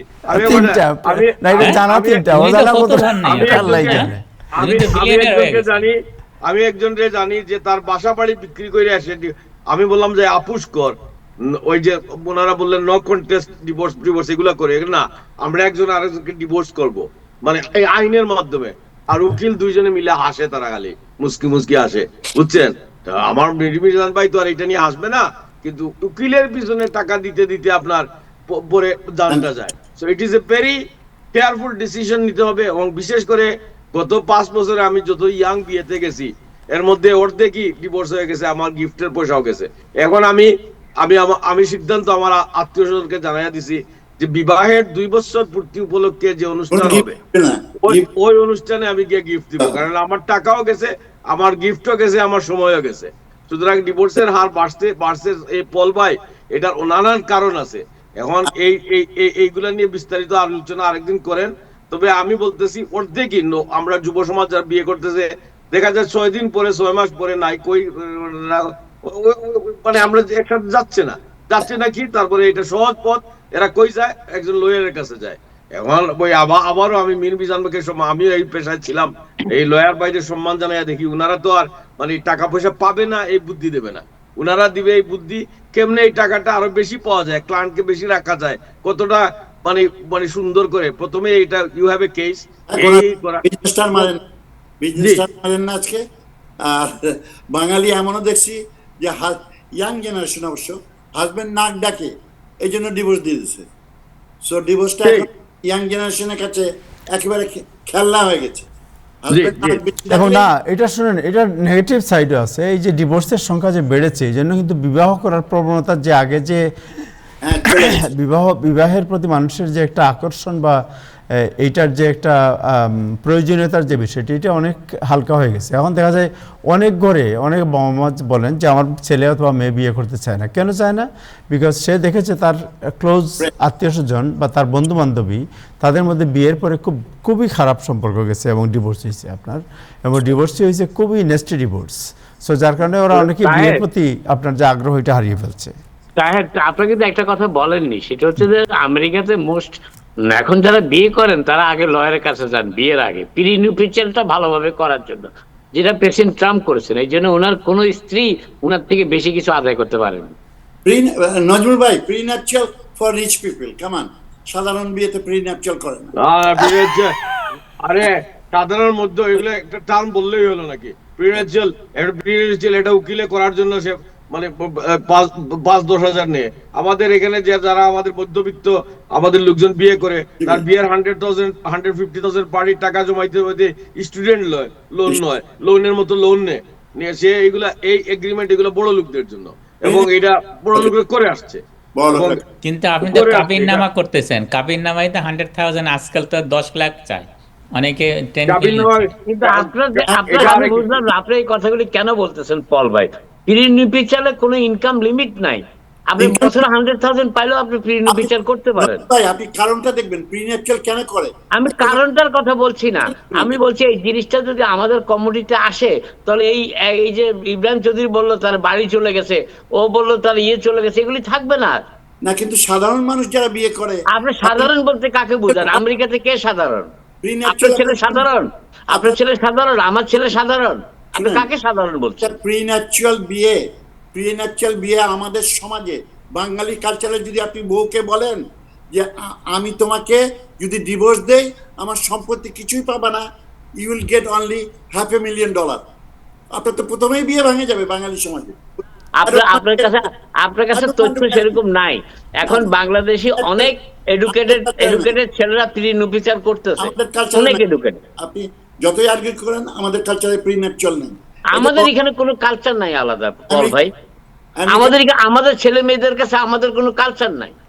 What do you mean by that? আমার ছেলেকে আমি বাংলাদেশের কালচার দিয়ে এখানে বিয়ে করবে? What do you mean? 10% লোক নাই।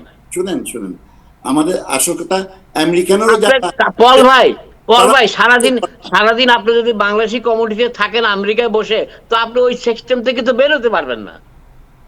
না, শুনেন, কে কোন সিস্টেমে থাকে আপনি জানেন না, পার্সোনাল তো বলতে পারেন না। হয়তো আপনি বলছেন আমাদের কালচার কি আমেরিকার ভিতরে আছে? আচ্ছা ঠিক আছে, এটা শেষ করি এক জায়গায়, এটা লম্বা করলে তার হবে না। আমাদের রতন তালুকদার সাহেব কোনো কিছু বলবেন না? রতন দা, চেষ্টা করছি, সেটা হচ্ছে প্রিনিউপিশিয়াল বড় লোকদের এগ্রিমেন্ট, এটা ঠিক না, এই আর্গুমেন্টটা সঠিক না। Anybody can go for prenuptial. Ratan Talukdar, আপনি শুনতে পাচ্ছেন? হ্যাঁ, শোনা যাচ্ছে। তো আপনি বলেন না আপনাদের কমিউনিটির খবর কি, হিন্দু কমিউনিটির অবস্থা কি? আমি প্রথমেই আপনার কথার আপত্তি জানাই। জি বলেন। এই কারণে আপত্তি জানাই যে আমি হিন্দু, তাই বলে আমি হিন্দু কমিউনিটি রিপ্রেজেন্ট করি না। আপনি রিপ্রেজেন্ট করেন না, ওকে, আমি সরি ফর ইট, বাট আমি বলছি যে আপনি ওই কমিউনিটির খবর তো অনেক জানেন। ওনারাও আলাপ করছেন in common Muslim community. What about the other এই কমিউনিটিতে হিন্দু কমিউনিটি কেন বললাম? বিকজ বিবাহের যে প্রচলন রীতি, এটা কিন্তু মুসলিম কমিউনিটি আর হিন্দু কমিউনিটির মধ্যে ডিফারেন্ট। আমি যে নাজমুল ভাই বলতেছিল, আমি কমন যে জিনিসটা বুঝি, ডিভোর্সে যে আমাদের মাননীয় আইনজীবী যে সাহেব যা বললো, সব কথার সাথে আমি একমত, ঠিকই আছে। কিন্তু আমার কাছে এটা মনে হচ্ছে যে আমাদের কমিউনিটিতে এইটা বলে অন্ধকে রাস্তা দেখায় দেয়া, আমার কাছে এটা মনে হয়। কারণ আমাদের সমস্যা থাকতে পারে, কিন্তু সেই সমস্যাকে সামাজিকভাবে এবং এই যে বলেন ধর্মীয়ভাবেও মানে সেই সমস্যার সমাধান করা যেতে পারে। কিন্তু এইভাবে গড়ে এমনিতেই পরকীয়া এবং ডিভোর্স এই কমিউনিটি, পরকীয়া এটা কি আবার? এটা ভয়াবহ এই কমিউনিটিতে, ভয়াবহ মানে বুঝতে পারলাম না। ভয়াবহ যাকে বলে পরকীয়া বুঝে পরকীয়া হ্যাঁ পরকীয়াটা কি? পরকীয়া মানে এই যে একজনের সাথে ঘরের ভিতর দ্বন্দ্ব, একজনের সাথে আরেকজনের সম্পর্ক না, আরেকজনের সাথে একজনের এখন নিউজ দেখেন না, একজনের বউ আরেকজন নিয়ে যায়, একজনের ভাই নিয়ে যায়, এগুলি কিন্তু অবরহ ঘটনা। আমাদের হাই প্রোফাইল সোসাইটিতে, আমাদের সোসাইটিতে হাই প্রোফাইল ব্যক্তিবর্গ পর্যন্ত পরকীয়ার আসিক্ত না শুধু ওরা, বললাম তো এটা মহিরূপ, মানে এমন রূপ নিচ্ছে আর কি, এটা ভয়াবহ। এনিওয়ে আমি মনে করি যে এগুলি থাকবে, সামাজিক ভাবে ইয়ে করা উচিত। আর এটাকে যত প্যাট্রোনাইজ করবেন আইনগত বা আইনের দিক দিয়ে, আমার মনে হয় যে সেটা বোধহয় কমিউনিটির জন্য শুভ সংবাদ নয়। Thank you so much Ibrahim সাহেব। এই কোন পরকীয়া সম্পর্কে কিছু বলবেন, যে পরকীয়ার সমস্যা যেটা, এটা সম্পর্কে কিছু বলবেন? 30 সেকেন্ডে শেষ করি। তাহের একটা কথা বলছে যেটা এটাকে ভেরি ট্রু। আজকালের যে আমাদের সন্তানরাই যারা বিয়ে করতে যাবে, তারা কিন্তু ওই ট্রাম্প সাহেবের সেই থিওরিটাই কিন্তু অবলম্বন করবে। এইটা নয় যে একেবারে 100% দিয়ে দেওয়া, বিয়ের পরে যদি কোনো কারণে ডিভোর্স হয়, এটা বোধহয় ঠিক নয়। আজকে আমাদের ছেলেবেলারাও বার্গেনিং এর এই রাস্তাটাই খুঁজতেছে আমার কাছে মনে হলো। আর ইব্রাহিম চৌধুরী, কখন আপনাকে একটা বলে, ওই যে বিয়েতে গেলেন ভাই, গিফট দিয়ে আসলেন কিন্তু আপনি খেয়ে আসেন নাই, এটা তো উসল হয়ে গেছে। ওইখানে তো 300 টাকার প্লেটে খাওয়া খাইছেন ভাই, ডিনার খাইছেন। এটা ভালো বলছে, ওই খাওয়ার উপর দিয়ে এটা কিন্তু আমার ওই গিফট হিসাবে দিছি, তো এটা একটা খারাপ লাগে যে আমি গিফট দিয়ে আশীর্বাদ করে আসলাম। ভাই আজকাল 300 টাকার নিচে কোনো প্লেট নাই ভাই। আচ্ছা ঠিক আছে হ্যাঁ, তো আর নেক্সট টাইম খাবো না। ওকে নাজমুল ভাই, আপনি যে আজকে বলছিলেন প্রেসিডেন্ট ট্রাম্পের যে ইসলামোফোবিয়া নিয়ে, যে একটা মুসলিম একটা গ্রুপকে নিয়ে যে উনি বিশুদ্ধার করেছেন, আমি যদি নিউ ইয়র্ক টাইমস, যে বিশ্ববিখ্যাত নিউজ পেপার নিউ ইয়র্ক টাইমসের রিপোর্টার হেডলাইনটা শুরু করি। আস্তে ওয়েট এ সেকেন্ড, এটা বিশ্ববিখ্যাত নিউজ পেপার, এটা কোন বিশ্ব তাকে এই খ্যাতি দিছে? মানে এটা কি মানে আপনার সিদ্ধান্ত অনুযায়ী না, মানে এটা পল ভাই বললেন, মানে কারা, মানে আমরা কি একমত? কথা বলি না, ফালতু কথা। ওকে তার মানে আমি যদি একটু ভালোভাবে শুনে থাকি, যে নাসির খান পল বলেছেন যে এই ফালতু জিনিস নিয়ে তিনি কথা বলেন না, ফালতু পত্রিকাকে। আমার যদি এখন বলেন তাহের সাহেব কি বলতে চান? আমি বাকরুদ্ধ হয়ে গেছি, আমার মনে হয় এই প্রসঙ্গের আলোচনা করার দরকার নেই, যে বিকজ আজকে নিউ ইয়র্ক টাইমস হচ্ছে ওয়ার্ল্ড লিডিং নিউজ পেপার। সেই পেপারে আজকে প্রেসিডেন্ট ট্রাম্পের সার্টিফিকেটটা কে দিছে? এই সার্টিফিকেটটা কে দিছে? এটা তার কারণে, তার রিপোর্টিং এর কারণে। আমি তো মনে করি ফক্স নিউজ হচ্ছে সবচেয়ে লিডিং সংবাদ মাধ্যম। হ্যাঁ 100%। আমি তো মনে করি ফক্স নিউজ। কোনটা কথা বলছেন আমি আপনি? মনে করলেই হবে, আমি মনে করলেই তো হবে না, আপনি মনে করলেই হবে না। এই শুনেন, এই কিছুটা এই লিবারেল ডেমোক্রেট এই বহু পূজা করছে নিউ ইয়র্ক টাইমসের। এই নিউ ইয়র্ক টাইমস অনেকের মানুষের মাথা খারাপ করছে। ঘুম থেকে উঠে আপনার ওই যে সোশ্যাল সার্ভিসের অফিসে যাওয়ার আগে ট্রেন স্টেশনের পাশে থেকে একটা নিউ ইয়র্ক টাইমস কুড়াইয়া নিয়া, আর সোশ্যাল সার্ভিস অফিসের ফ্রি কফি খায়া নিউ ইয়র্ক টাইমস পড়ে এখানে লিবারেলরা কি বললো এইটা নিয়ে আমেরিকার জীবন চলে না। তাই সাহেব, আমেরিকার জীবন চলে বাস্তবতার নিষ্ঠুর কষাঘাতে, শ্রম এবং পরিশ্রমের মাধ্যমে। আপনারা এই পরিশ্রমটাকে উস্কাইয়া দেন, আপনারা আমি এডিংটা পড়ি শুধু, দয়া করে ওই ফ্রি জিনিসটাকে উস্কাইয়া দেন না, ফ্রি করে দিতে হবে। Trump stoked Islamophobia by calling Democratic candidates jihadist. আর কিছু বলার দরকার নেই। এর মধ্যে উনি আর অনেক উল্টাপাল্টা কথা বলছে। President Trump on Monday described Democratic candidates in the midterm election as jihadist, aiding to Islamophobic statements. পত্রিকা বলছে Islamophobic statements recently made by Republican elected official. Mr. Trump also. Islamophobic কি? আপনার বাংলাদেশের আকাইদুল্লাহ, সে ধর্মের নামে এখানে হত্যা করতে চাইছিল না মানুষ। একের পর এক মানুষ যখন এটা করতে যায়, এই যে মানে হোয়াইট হাউসের সামনে একটা লোক পাওয়া গেল। উনি কি বলছে এটা শুনেন আগে। Mr. Trump also delivered another statement against people of Somali descent, saying they are not smart, they have not aptitude, they have nothing going, and they are telling us how to run our country. Yes, আপনি Somalia থেকে আইয়া কইবেন আপনি দেশ এখানে কেমনে চালাইবেন, আপনার দেশ আগে ঠিক করেন ওখানে গিয়া। আপনি সোমালিয়া থেকে আসিয়া আমেরিকা কেমন চলবে, আমেরিকার বুট কেমনে হবে, আমেরিকা কার মানবাধিকার থাকবে, আপনি সোমালিয়া থেকে এসে ঠিক করে দিবেন আমেরিকার মানুষরে? আপনি নিজের ভাইকে বিয়ে করে গ্রিন কার্ড করছেন, এর চেয়ে মোরালি একটা কতখানি নিচু মহিলা হতে পারে যে নিজের ভাইকে আপনি বিয়ে করে আপন ভাইকে গ্রিন কার্ড করছেন? আচ্ছা, আপনারা আগে কমেন্ট করা শুরু হয়েছে, আমি তো রিপোর্টটা আগে শেষ, আমি আগে আরো একটা প্যারা পড়ি না। পড়েন পড়েন। Throughout his rise in politics, Mr. Trump has verified Muslim and people of Arab descent, stoking anger among his backers and building support for immigration restriction, including banning Muslim from United States. But in the past few months, anti-Muslim theory,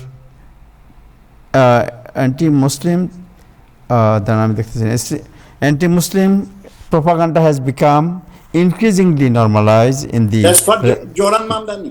rank of the That's Joran GOP, Mamdani. particularly after the election victory from prominent Muslim politicians including Zoran Mamdani and Mayor and Abdel El Said in Michigan State. মানে এই দুইটাতে ওনার মাথা খারাপ হয়ে গেছে। এটা নিয়ে আলোচনা করা আমার মনে আর হবে না। এক মিনিট আমাকে বলতে দেন এটা জি। প্লিজ। আচ্ছা, আমি বলি, আমরা বহু বছর এখানে প্রত্যেকেই অনেক বছরে আমেরিকায় আছি। আমি আপনাকে আজকে একটা স্টেটমেন্ট দেই। এই মামদানি উইন করার পর 9/11-এ যখন এই ঘটনা ঘটলো, আমার তাহের, আবু তাহের, ইব্রাহিম যারাই এখানে আছেন, রাইট, আমাদের কিন্তু অন্য যে কোনো দেশ হলে আমরা 6 হাত মাটির নিচে থাকতাম, কিন্তু 9/11-এ ওইভাবে মুসলমান কিন্তু মরেনি, যেহেতু আমেরিকা একটা গণতান্ত্রিক দেশ এবং সবার রাইটকে তারা সম্মান করে।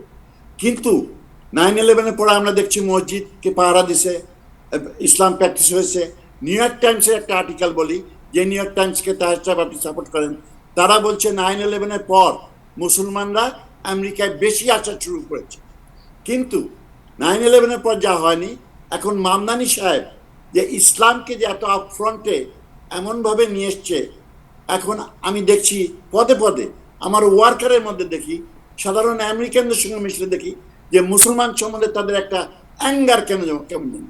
এই অ্যাঙ্গারের মেইন কারণ হলো এই মামদানির এই ইসলাম এবং ডাইরেক্ট বলতেছে নেতানিয়াহুকে আমি অ্যারেস্ট করব, কিন্তু আপনার হামাসের কোনো লিডার, তারা তো অন্যায় করছে, হামাসের কোনো লিডার যদি নিউ ইয়র্কে আসে তাকে অ্যারেস্ট করবো না। আমার মনে হয় মামদানির জন্য আমাদের এমন অবস্থা হবে, আমি পল খান রাস্তায় যদি এখন মুসলমান হিসেবে বেসবলের ব্যাট নিয়ে আমার মাথা পাঠায় দেয়, আমি খুব একটা আশ্চর্য হব না। এর জন্য দায়ী Mamdani. Thank you so much. আচ্ছা, ওকে, আপনাদের কাছে আরো অনেক কথা আছে, শুনবো একটু। জি, একটা কথা বলতে পারি, যেহেতু নিউ ইয়র্ক টাইমস বা মিডিয়া নিয়ে কথা বলছেন। জি, প্রথমত ফক্স নিউজ যেটা উঠছে, Fox news electronic media, new York Times print media, দুটো জিনিসকে, দুটোর ক্যারেক্টার টোটালি আলাদা, দু রকমের। কিন্তু আমি ওই যে এই যে ক্যান্ডিডেট যে মুসলিম, এই প্রসঙ্গে আমি যদি ব্লেম দেই যে আমাদের মিডিয়াকে, যে মিডিয়া একজন মানুষ, তার নাম, তার যদি মুসলিম, সে প্রথমত একজন মানুষ, তারপর সে একজন আমেরিকান। এখন আপনি পত্রিকা বের করবেন, আপনি ইলেকট্রনিক মিডিয়া, আপনি বলবেন প্রথম মুসলিম মেয়র, প্রথম মুসলিম। মামদানি কতটুকু মুসলমান এটা কিন্তু মামদানি নিজেও হয়তো জানে না, কিন্তু আমরা তাকে জোর করে মুসলমান বানাবো, মুসলমান পত্রিকাতে লিখবো। না, এটা একদমই ঠিক না। আপনি যখন বক্তৃতা দাঁড়ায় কইবেন আমি মুসলমান, I am the first Muslim candidate. যখন আপনি বলবেন I am the first South Asian, I am the first I am the first মুসলিম যখন বলবে, তখন পত্রিকার কাজ, এখন আপনিও পত্রিকা চালান, এটা আপনার কেমনে করবেন আপনি এটা জানি না। আপনি যখন হিন্দু ফার্স্ট কইব এটা দিতে পারবেন, আর মুসলমান কইলে দেওয়া যাবে না। আমি শেষ করি, আমি নিজে নিউজ করছি যে কংগ্রেসের প্রথম হিন্দু আইন প্রণেতা, এটা কইলে কেউ প্রতিবাদ করেন না। যখন আমরা করছি আমরা যখন তার বক্তব্য দিয়া, আমি শেষ করি ভাইজান, আমরা যখন জোরান মামদানির বক্তব্য দিয়ে সে বলতেছে আই এম দ্য ফার্স্ট মুসলিম, তখন এটা তার বক্তব্য, এটা আমার উৎসাহ উদ্দীপনার কিছু নাই, আমি নৈর্ব্যক্তিকভাবে করতেছি। এখন আপনার এই কথার মধ্য দিয়ে জনগণে কিভাবে নিতেছে এটা জনগণ জানে, জনগণ জানে। পত্রিকা আমার মিডিয়ার কাম হইলো I have a right to choose what you are saying, এবং আমি এটাকে টুইস্ট না করে এটাকে ক্লিক যেটা নেবে, আমি এটা শুধু মামদানির ব্যাপারে বলছি না, অবভিয়াসলি মুসলমান যারা তারা আনন্দিত যে আমাদের এই ইব্রাহিম ভাই, আমি যখন হিন্দু কংগ্রেসম্যানের কথা বলছি তখন হিন্দুরা আপ্লুত হয়েছেন, এটা আচ্ছা। স্বাভাবিক। না ওইটা করবেন না, আমি ওইটা বলছি না। আমি আমার কথাটা শেষ করি পল ভাই। আমি বলছি যে এটা কিন্তু আমাদের কমিউনিটির নিউজ পেপারের কথা আমি শুধু বলছি না, যে ওভারঅল ওয়ার্ল্ড ওয়াইড আলোচনাটা হয়, এই আলোচনাটা বেশি করে হয় এই কারণেই যে মুসলিম, এটা তো বলার দরকার নেই। আর এখন যদি এই যে আমি ফুকন ভাই আপনি যে বললেন, আমি নিজে দেখলাম সে হিন্দুদের পূজাতে গিয়ে নাচলো, হোলিতে সে ইচ্ছা করলো, হাতের মধ্যে সে লাল ফিতা বাঁধলো, এমনকি আমি বলবো হিন্দু হয়ে গেছে বা এটা আমার বলতে হবে যে সে হিন্দু মেয়র হচ্ছে? নো, এইগুলি কিছু না। আচ্ছা আমি একটা কথা বলি ভাই, আমি তো 50 বছরের দেশে, আমি কোনোদিন শুনিনি যে এই 300 যে আপনার কংগ্রেসম্যান আছে এবং 100 সিনেটর আছে কাউকে বলতে আমি খ্রিস্টান, আমি ইহুদি কংগ্রেসম্যান। না ও নাই তো। Nobody never said that. তুলসী গাবাট, এই পল ভাই তুলসী গাবাট কি কখনো বলছে? আমি তুলসী গাবাট বলছে আমি ফার্স্ট হিন্দু, এত বড় পাওয়ারে একটা গভর্নমেন্টের ক্যাবিনেটে আমি আছি, আমি ফার্স্ট হিন্দু। এখন মামদানি বলছে আই এম দ্য ফার্স্ট মুসলিম। আপনারা এই ধর্মটা আনেন, আপনারা এই ধর্মটাকে ডুবাচ্ছেন। আপনার পরিচয় আমি আমেরিকান, আপনার পরিচয় তো ধর্ম হওয়া উচিত না আমেরিকান। Right, thank you. আচ্ছা, আমরা রতন তালুকদার সাহেবকে একটু আজকে বহুদিন পরে পেয়েছি, একটু জেনে নেই। রতন ভাই, খুব সংক্ষেপে শুনতে চাই যে বাংলাদেশে নতুন সরকার ক্ষমতায় এসেছে, আমরা সিদ্ধাংশ গুহকে অনেক দিতে পাচ্ছি না। সো আপনি কি মনে করেন যে হোয়াট ইজ দি বর্তমান যে গভর্নমেন্ট, এই গভর্নমেন্টের সাথে ভারতের সম্পর্কে আপনি কীভাবে দেখেন? 3 মিনিটস। শুনতে পাচ্ছেন আপনি? কাকে বলছেন? আপনাকে বলছি। না, আমি ভাবছি যে অন্য কাউকে জিজ্ঞেস। শুনেন, সেটা বাংলাদেশে আমাদের জিনিসটাকে অন্যরকম ভাবে বলতে হবে। এই কথাগুলি আমরা আগেও বলছি যে মামদানির ব্যাপারে বলতে গিয়ে আমরা যখন নিজেদেরকে জন্মের পর থেকেই বলবো আমি হিন্দু, আমি মুসলিম, সেই একটি এনভায়রনমেন্টে সেটা আমরা এইভাবে গড়ে উঠছি 47 সাল থেকে, যে কারণে আমাদের পেছন থেকে কোনো সময় কিন্তু এই সাম্প্রদায়িকতা, দ্বিজাতিত্ব এটা যাচ্ছে না।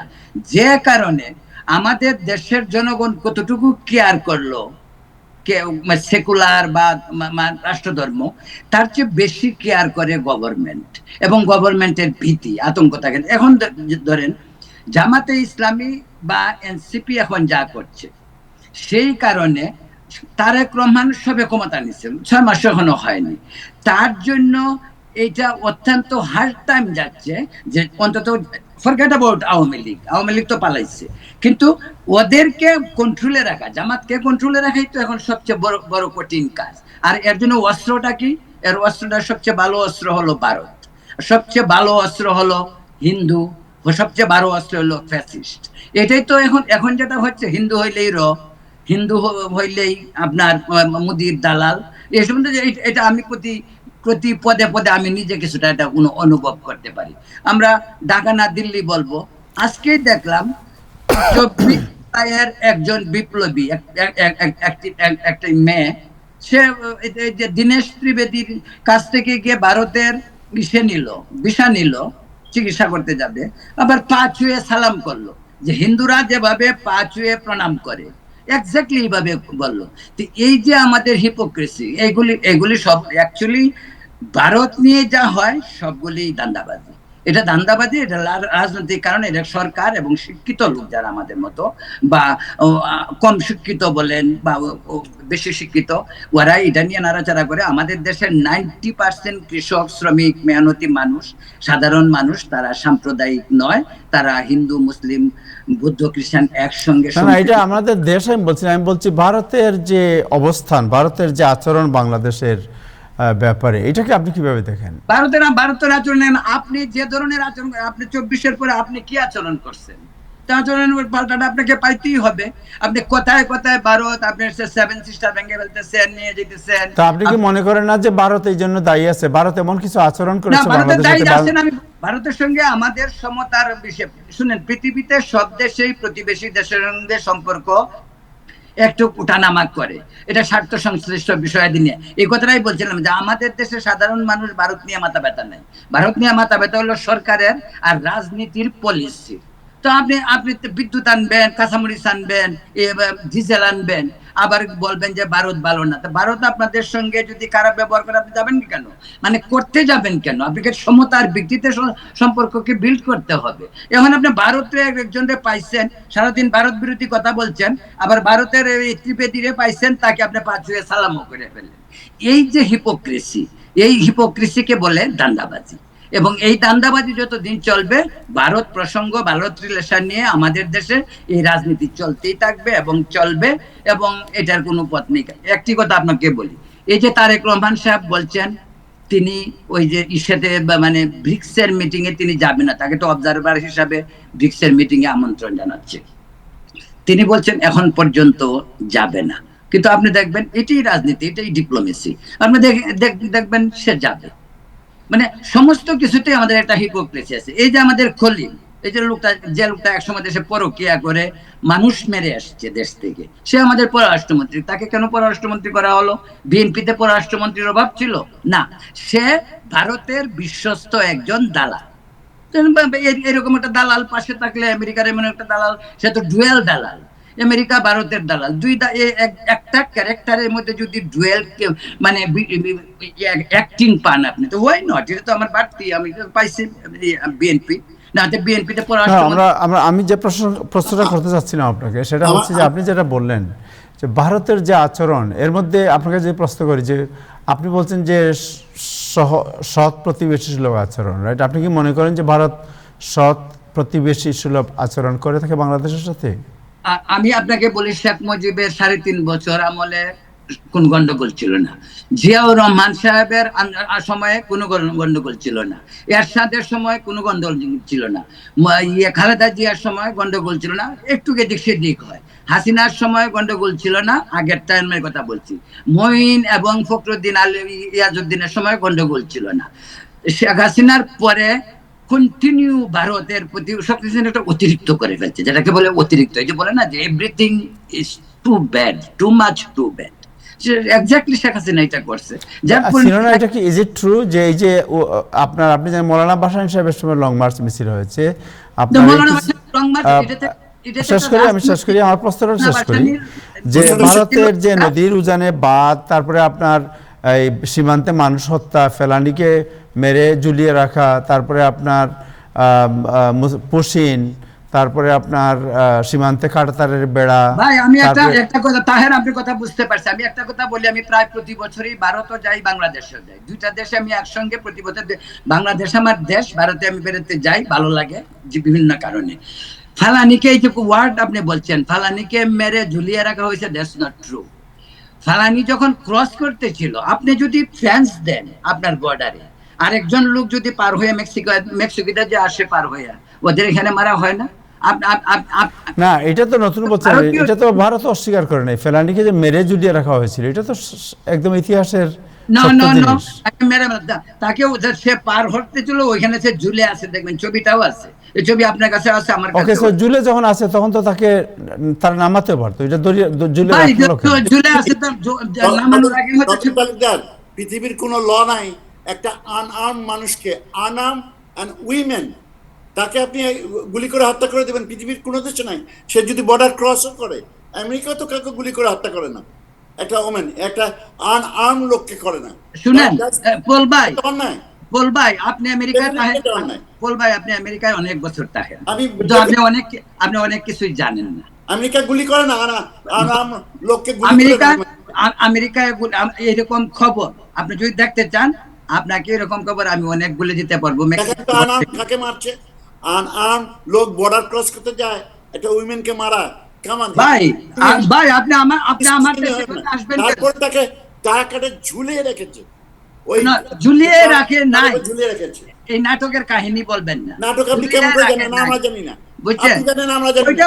ওইটা সে পার হইতেছিল, at the same time ঘটনাটা Don't be ঘটছে। so much biased. তবে আমি মনে করি, শুনেন, আমি আপনার সঙ্গে আপনি কিছু জানেন না, চুপ থাকেন। ও, আমি আমি জানি। মনে করি, আমি মনে করি কি জানেন, আপনি পত্রিকা বের করেন, আপনি জানেন। আমি আপনি বলছি যে পত্রিকা এটা বের নিন্দনীয়, করতে পারেন না। এটা অ্যাবসলিউটলি নিন্দনীয়। আমি বলছি আপনি দোষ কথা আমি বলি, আপনি যে আইনের কথা বলছেন, সেই আইনটা ঠিক না। 1971-এ আমরা যখন ওয়ার করছিলাম, ওদের বাংলাদেশকে বোঝা উচিত ছিল যে এই বাংলাদেশকে কেউ হজম করতে পারবে না। পাকিস্তানও পারে না, বাংলা ভারতও ওরা কি পারবে না। আপনাকে নিতে আসছে নাকি? ভারতের এই ওরা lesson- না, ওরা কি আপনাকে দখল করতে আসছে? তারা লেসনটা নেয়নি, এটাই তাদের প্রবলেম। ওরা কি আপনাকে ওকে, দখল? আপনারা কি আচ্ছা, বেশি শুনেন, ঝগড়া করে ফেলতেছেন? আপনি বলে দেখেন তো ওরা আপনাকে নেয় কিনা। তাই না, আপনাদের তাহের ভাই? trouble, জি, আপনাদের আস্তে আস্তে, trouble জি, দেখেন, wait, আপনারা wait, বেশি come. ঝগড়া করে ফেলতেছেন, বুঝছেন? এটা বলেন না, আপনি এইভাবে বলতে, আপনার কাছে নিউজ আছে, আমার কাছে নিউজ নেই। আচ্ছা। আপনি বিরাট জানেন, আপনার কাছে নিউজ থাকবে কেন? হয়তো পড়ালেখা করি না, আপনি আমরা শুনে, পড়ালেখা করি। আপনি সিম্পলি আপনি কেন জিনিসটা জানলেন শুনতে হবে? জানেন না দেখেই এটা জানতে অসুবিধা নেই। আমরা কেউই জানি না এখানে, তাহেরও জানে না, না। না, সবাই জানে, না। except আমি- you। আমি আপনি বলি- শুধু জানেন না, সবাই জানবেন না কেন? আমি বলি রতন তালুকদার দা, শুনেন, এটা অস্বীকার করার উপায় নাই যে বাংলাদেশ ভারতের সম্পর্ক সবসময় উঠানামা করে আসছে, এবং দুই দেশের এরকম প্রতিবেশী যখন বড় একটা দেশ থাকে, এটা এবং এই বড় দেশ অনেক ছোট দেশের উপর সুযোগ নিতে চায়। এখন এটা যদি আমরা ভারতকে ডিফেন্ড করার কিছু নাই, এটার জন্য না, defend-এর ব্যাপার না, আমি তো এটার উপর বলছি যে এটা ঠিক না। আমি তো শেষ করি তারপর কোনো কারণে ফেলানি বা সীমান্তের যে সমস্ত হত্যাকাণ্ড হয়েছে, এইসবকে আমরা সমর্থন, জাস্টিফাই, তাদের পক্ষে বলার কোনো সুযোগ নাই। কিন্তু আজকে যে তাহেরের মূল প্রশ্নটা ছিল, আমরা মূল প্রশ্নে চলে যাই। আজকে যে ভারত এবং বাংলাদেশের যে সম্পর্কের উঠানামা বা এটা পরিস্থিতি কি স্বাভাবিক হয়ে আসছে, এই ধরনের প্রশ্নের উত্তরে আমরা দেখতে চাই। তাইলে আজকে ভারত আর বাংলাদেশের সম্পর্ক শুধু বাংলাদেশের মানুষের মনোভাব আর ভারত বিদ্বেষ আর আমাদের ভারত প্রীতি এইসবের সাথে আর নাই। এখানে অনেক আন্তর্জাতিক প্লেয়াররা জড়িয়ে পড়েছে। আমাদের মনে রাখতে হবে, বার্মা, চীনের সাথে সম্পর্ক আমাদের, এবং চীনের সাথে বাংলাদেশ সম্পর্ক, এখানে মার্কিন হস্তক্ষেপ, এইসব খেলার মধ্য দিয়ে ভারত বাংলাদেশ সম্পর্কটা নতুন উত্তেজনার মধ্যে আছে। ভেতরে অনেক কিছুই ঘটতেছে। আমাদের সাধারণ মানুষ মনে করে, শুনেন, ইন্ডিয়ার জোর দেখাইয়া সারাদিন ইন্ডিয়ার বিরুদ্ধে ওয়াজ করে, এটা তো মানে হুজুররাই। গত 20 বছরে আপনারা যত ওয়াজ বাংলাদেশে শুনছেন, সেখানে ইন্ডিয়ার বিরুদ্ধে, হিন্দুস্তানের বিরুদ্ধে কথা বলা শুনছেন। কিন্তু এইগুলার চেয়ে এখন একটা ভিন্ন প্রেক্ষাপটে এই আমাদের যে সম্পর্কের যে টানাপোড়েন, এই টানাপোড়েনে এখন বিগ প্লেয়ার হচ্ছে, ওরা মাঠে নামছে। সেখানে আমাদের মার্কিন যুক্তরাষ্ট্র আমাদের স্বার্থ জড়িত। আমি মনে করি চীন এবং বাংলাদেশ এই জায়গায়, এবং ভারত এমন এক জায়গায় আছে যে বাংলাদেশকে ডিজোন করতে পারবে না, বাংলাদেশকে তাড়িয়ে দিতে পারবে না, এবং এটা খুবই স্বাভাবিক। আমেরিকার সাথে মেক্সিকোর সম্পর্কের উঠানামা করে, কানাডার সম্পর্কের উঠানামা করে, ভারতের সাথেও এটা হতে পারে। বাট এইটা পরিস্থিতি উত্তেজনাকর অবস্থায় বেশি দিন চলতে পারে না। We need each other. বাংলাদেশের যেমন ভারতকেও প্রয়োজন, ভারতও বাংলাদেশকে প্রয়োজন। সুতরাং এখানে কেউ দাদাগিরি করে বা আমরা খালি ভারত বিদ্বেষী করে, মুসলমান আর হিন্দু করে আমাদেরও কোনো অ্যাচিভ করার কিছু নাই। আমাদের রাষ্ট্র নেতারা যদি এই কথাটা বুঝেন, তাইলেই হলো। একটা কথা বলি, আমি কথাটা বলে আসতেছিলাম যে এই পর্যন্ত শেখ হাসিনা পর্যন্ত ঠিক আছে, যে ঠিক যতটুকু না ছিল, দাদা, ঠিক আছে, বাংলাদেশ ভারত রিলেশন অলওয়েজ আপনার এই আজকে ভালো কালকে খারাপ, প্রশ্ন বিতর্ক, এটা সবসময় চলতেছিল। আমি যেটা বলছি যে 24-এর বিপ্লবের পরে যে ভয়াবহ, এখন যে ভয়াবহ, এরকম আলোচনা তো কখনো এটা তো ভয়াবহ হয়েছে অন্য কারণে। আপনার একদিকে হলো একদিক, অন্যদিকে ভারতে হতে হয়েছে। আপনার সমস্ত পত্রিকাগুলোর যে আপনার ফালতু রিপোর্ট হয়েছে অনেকগুলো কাগজের মধ্যে, রাইট? আপনি যে লোক পালিয়ে গেছে তাকে জায়গা দিচ্ছেন আপনি ভারতের মধ্যে। সো এটা তো যারা বিপ্লব করেছে তারা, যে আপনি তার শত্রুকে আপনি জায়গা দিচ্ছেন, আশ্রয় দিচ্ছেন, এটা নিয়ে আলোচনা হবে। এটা তো অস্বীকার করার উপায় নাই। এবং ওখানে যে ইনফরমেশন, তখন একটা ওয়ার্ড হয়েছে মিস ইনফরমেশন, ডিসইনফরমেশন, বিভিন্ন মিডিয়াতে হয়েছে। ভারতকে একটা জিনিস বোঝা উচিত যে ভারতের দাদাগিরি বাংলাদেশের জনগণ, মানে আপামর জনগণ কেউ মানতে রাজি না। এই দাদাগিরি পাকিস্তানেরও মানেনি বাঙালিরা, এই ইন্ডিয়ারও মানবে না। এখন একটা বলবা, একটা কাজ করেন, should understand that Pakistan, it's time আচ্ছা শুনেন, they should understand. ওইটা ভালো, শুনেন, কথা কম বলেন, কথা শুনেন। ও আপনি বলবেন আপনি একটা কাজ করেন, এটা তো আমরা রতন তালুকদার, আমরা তো পল ভাই বা অন্য কাউকে এটা বলতে পারি না। আপনি পাকিস্তান না, পাকিস্তানে আপনি যদি পাকিস্তানের সঙ্গে দাদাগিরি করতে চান তো পাকিস্তানের ডাকে আনেন, আর না দাদাগিরি করেন। ও আমি এখন পাকিস্তানের দালাল হয়ে গেলাম নাকি? দালাল বলছি না, আমি দালাল বলি নাই, কথা টুইস্ট করবেন না। আমি দালাল বলছি না, স্টুপিডের মতন আচরণ করবেন না। আমি খালি বলছি আমি বলছি যে ভারতকে বাংলাদেশি নাগরিক। শুনেন, Let me ask you one question. শুনেন, না না না না, এই সমস্ত প্রেমের আলাপ বাদ দেন। ভারতের হয়ে আপনি একটা বাঙালিকে স্টুপিড বলতেছেন। আমি বাস্তব প্র্যাকটিক্যাল কথা বলি, আমি প্র্যাকটিক্যাল কথা বলি। বাংলাদেশে জন্ম আপনার, বাংলাদেশে আমি আপনার চেয়ে বাংলাদেশি বড় দেশ, ভারতের পরে শুনেন, আপনার চেয়ে বড় দেশে এই পল ভাই, এই রতন তালুকদার শুনেন, আমার কথা বলি, আমরা শুনেন না, আমি আপনার চেয়ে বড় দেশ মনে রাখি। কথা শেষ। এই পল ভাই, রতন তালুকদার শুনেন, আমরা কারো দেশপ্রেম, কারো ভালোবাসা এটা না, ওই উনি বলতে আমরা শুনেন, কথা শেষ। আমরা কেউ বক্তব্যের লাইনটা, আরে সে দাদাগিরি করতে চায় তো পাকিস্তানরে আনলেই পারে। পাকিস্তান দাদাগিরি করবে না, ভারত করবে না, বাংলাদেশের দাদাগিরি বাংলাদেশই করবে। এটা তো ঠিক আছে। সে হলো, শুনেন, তার চরিত্রটা কি, সে কি জানেন তো?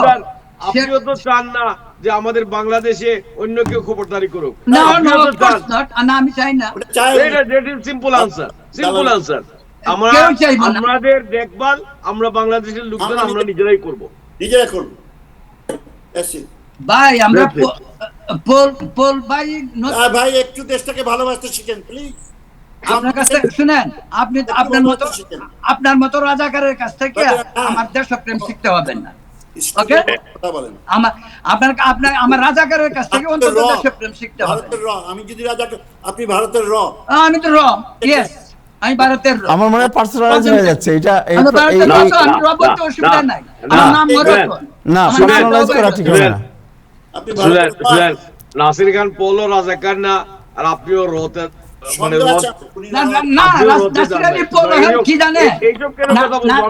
আমরা ঝগড়া করবো দেশের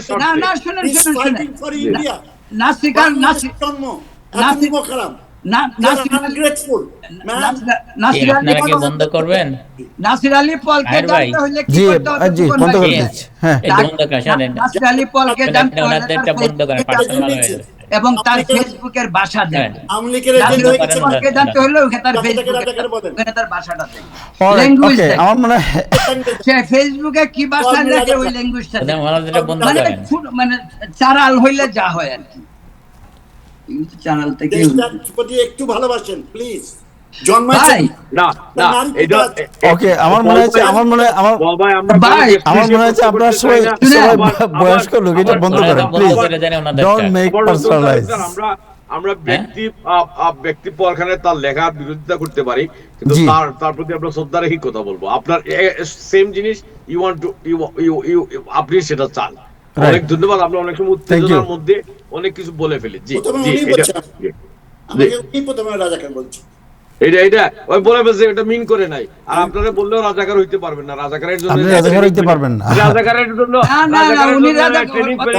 রাজাকারের জন্য যে ট্রেনিং ফেনিং দরকার পল ভাই, এগুলো আপনার নাই। না উনি কি ধরনের রাজাকার এটা শুনেন। উনি হইলেন তিনি হলেন দিনে আওয়ামী লীগ, আর রাতে হইল হেফাজতে। হ্যাঁ, আপনার মতো ভারতের দালাল না, আমি ভারতের দালাল না, বুঝছেন? দিনে আওয়ামী লীগ, রাতে ওকে, আর নো মোর পার্সোনালাইজ। আপনার বন্ধ, পাসপোর্ট রিভোক করা উচিত, হেফাজতে ইসলাম পাসপোর্ট কেড়ে নেওয়া উচিত। আপনি ইন্ডিয়া যান, ভালো লাগে, বলেন না বাংলাদেশে যাই, আমি ইন্ডিয়া যাই, ভালো লাগে। হ্যাঁ, আমার অফকোর্স ভালো লাগে। কিনছেন আর আপনি তো আসলে না, আপনি এটা করেন তো, আর আপনি দাদা পারলে কি করেন এটা আমার দেখা আছে, ছবি দেখাবো, ছবি দেখায় দিব। দাদারে পাইলে কিভাবে চুষেন ছবিটা দেখায় দিব। হ্যাঁ, দেখেন। Okay, alright, okay, it's too much personal. সাহেব ভাই, আপনার কাছে যাই, এই বিষয়ে কোনো কথা বলবো না ভাই, প্লিজ। থ্যাংক ইউ পল ভাই। আপনার কাছে অন্য বিষয়ে আলোচনা করবো। মানুষের সাথে সো মারধরের রতন ব্যবহার তালুকদার, করেন, আপনাকে যে তাকে প্রশ্ন ভালো করেছিলাম প্রশ্নের আপনার উত্তর পেলেন না, আপনি Facebook অন্যদিকে দেখলে, চলে গেছেন। আপনার আপনাকে প্রশ্ন Facebook করছিলাম, আমাদের একটু বন্ধ করতে পারেন, বলেন আগে আগে আপনি রতন তালুকদার, আপনাকে যে প্রশ্ন করেছিলাম প্রশ্নের উত্তরটা হচ্ছিলাম 3 মিনিট সময় দিয়েছিলাম আপনাকে, যে আপনি 3 মিনিটে একটু আলোচনা করবেন যে তারেক রহমান সাহেব ক্ষমতায় আসার পরে বাংলাদেশ ভারত রিলেশন কিভাবে আছে। এবং গতকালকে আপনি জানেন যে ভারতীয় রাষ্ট্রদূত যিনি প্রথমবার দেখা করেছেন তারেক রহমান সাহেবের সাথে। এখন আপনার অ্যানালাইসিসটা জানতে চাচ্ছিলাম প্রথমে, যে how the relation is going. 2 minute একটু আলোচনা করেন শুনি, তারপরে আমি যাব আমি আগে একটু বলতে চাই, আমার যেতে হবে। জি জি বলুন বলুন সাহেব ভাই বলুন। ওই যে আপনার আজকে যেরকম আমাদের প্রেসিডেন্ট সাহেব, উনি সবসময় এক্সিকিউটিভ অর্ডার দিছে সব ভ্যাকসিনের ব্যাপারে, জি যে ভ্যাকসিনের স্কেজুল যেটা ছিল 18টা ভ্যাকসিন বাচ্চাদের, সেটা উনি রিডিউস করে আমাদের নতুন যে রবার্ট ক্যানেডি নতুন health secretary, he is not a doctor, তার কিছু অ্যাডভাইজার নিয়ে এটা করছে 11টা, এবং 18 থেকে 11টা ভ্যাকসিন বলতেছে, মুন্ডা বলতেছে ভ্যাকসিন নিলে অটিজম হয় কি হয়, কিন্তু আরও কতগুলো উনি যেটা বলছেন MMR ভ্যাকসিন ইন্ডিভিজুয়ালি দিতে, কিন্তু MMR ভ্যাকসিন কিন্তু ইন্ডিভিজুয়ালি আমেরিকাতে এখন পাওয়া যায় না। মিজেলস, রুবেলা একটু আলাদাভাবে পাওয়া যায় না এখন। এই একটা MMR এখন কিন্তু কম্বিনেশন ভ্যাকসিন আছে, মিজেলস, মাম্পস অ্যান্ড রুবেলা।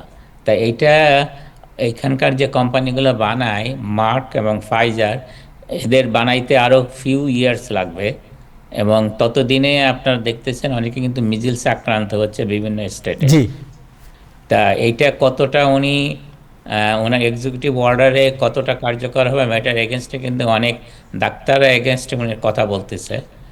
আমি জানি ওনার এক্সিকিউটিভ অর্ডারটা কতটা কার্যকরী হবে আসলে, এবং সেটাই হলো ব্যাপার। এখানে যে সমস্ত অ্যাডভাইজার আছে রবার্ট ক্যানেডি, সবই কিন্তু এরা most of them the doctor, তারা হলো বিভিন্ন করে বেড়ায়, এনভায়রনমেন্টাল সায়েন্টিস্ট, বিভিন্ন এইভাবে তার অ্যাডভাইজারগুলো, তারা হেলথ এই মডার্ন সায়েন্স তারা বিশ্বাস করে না।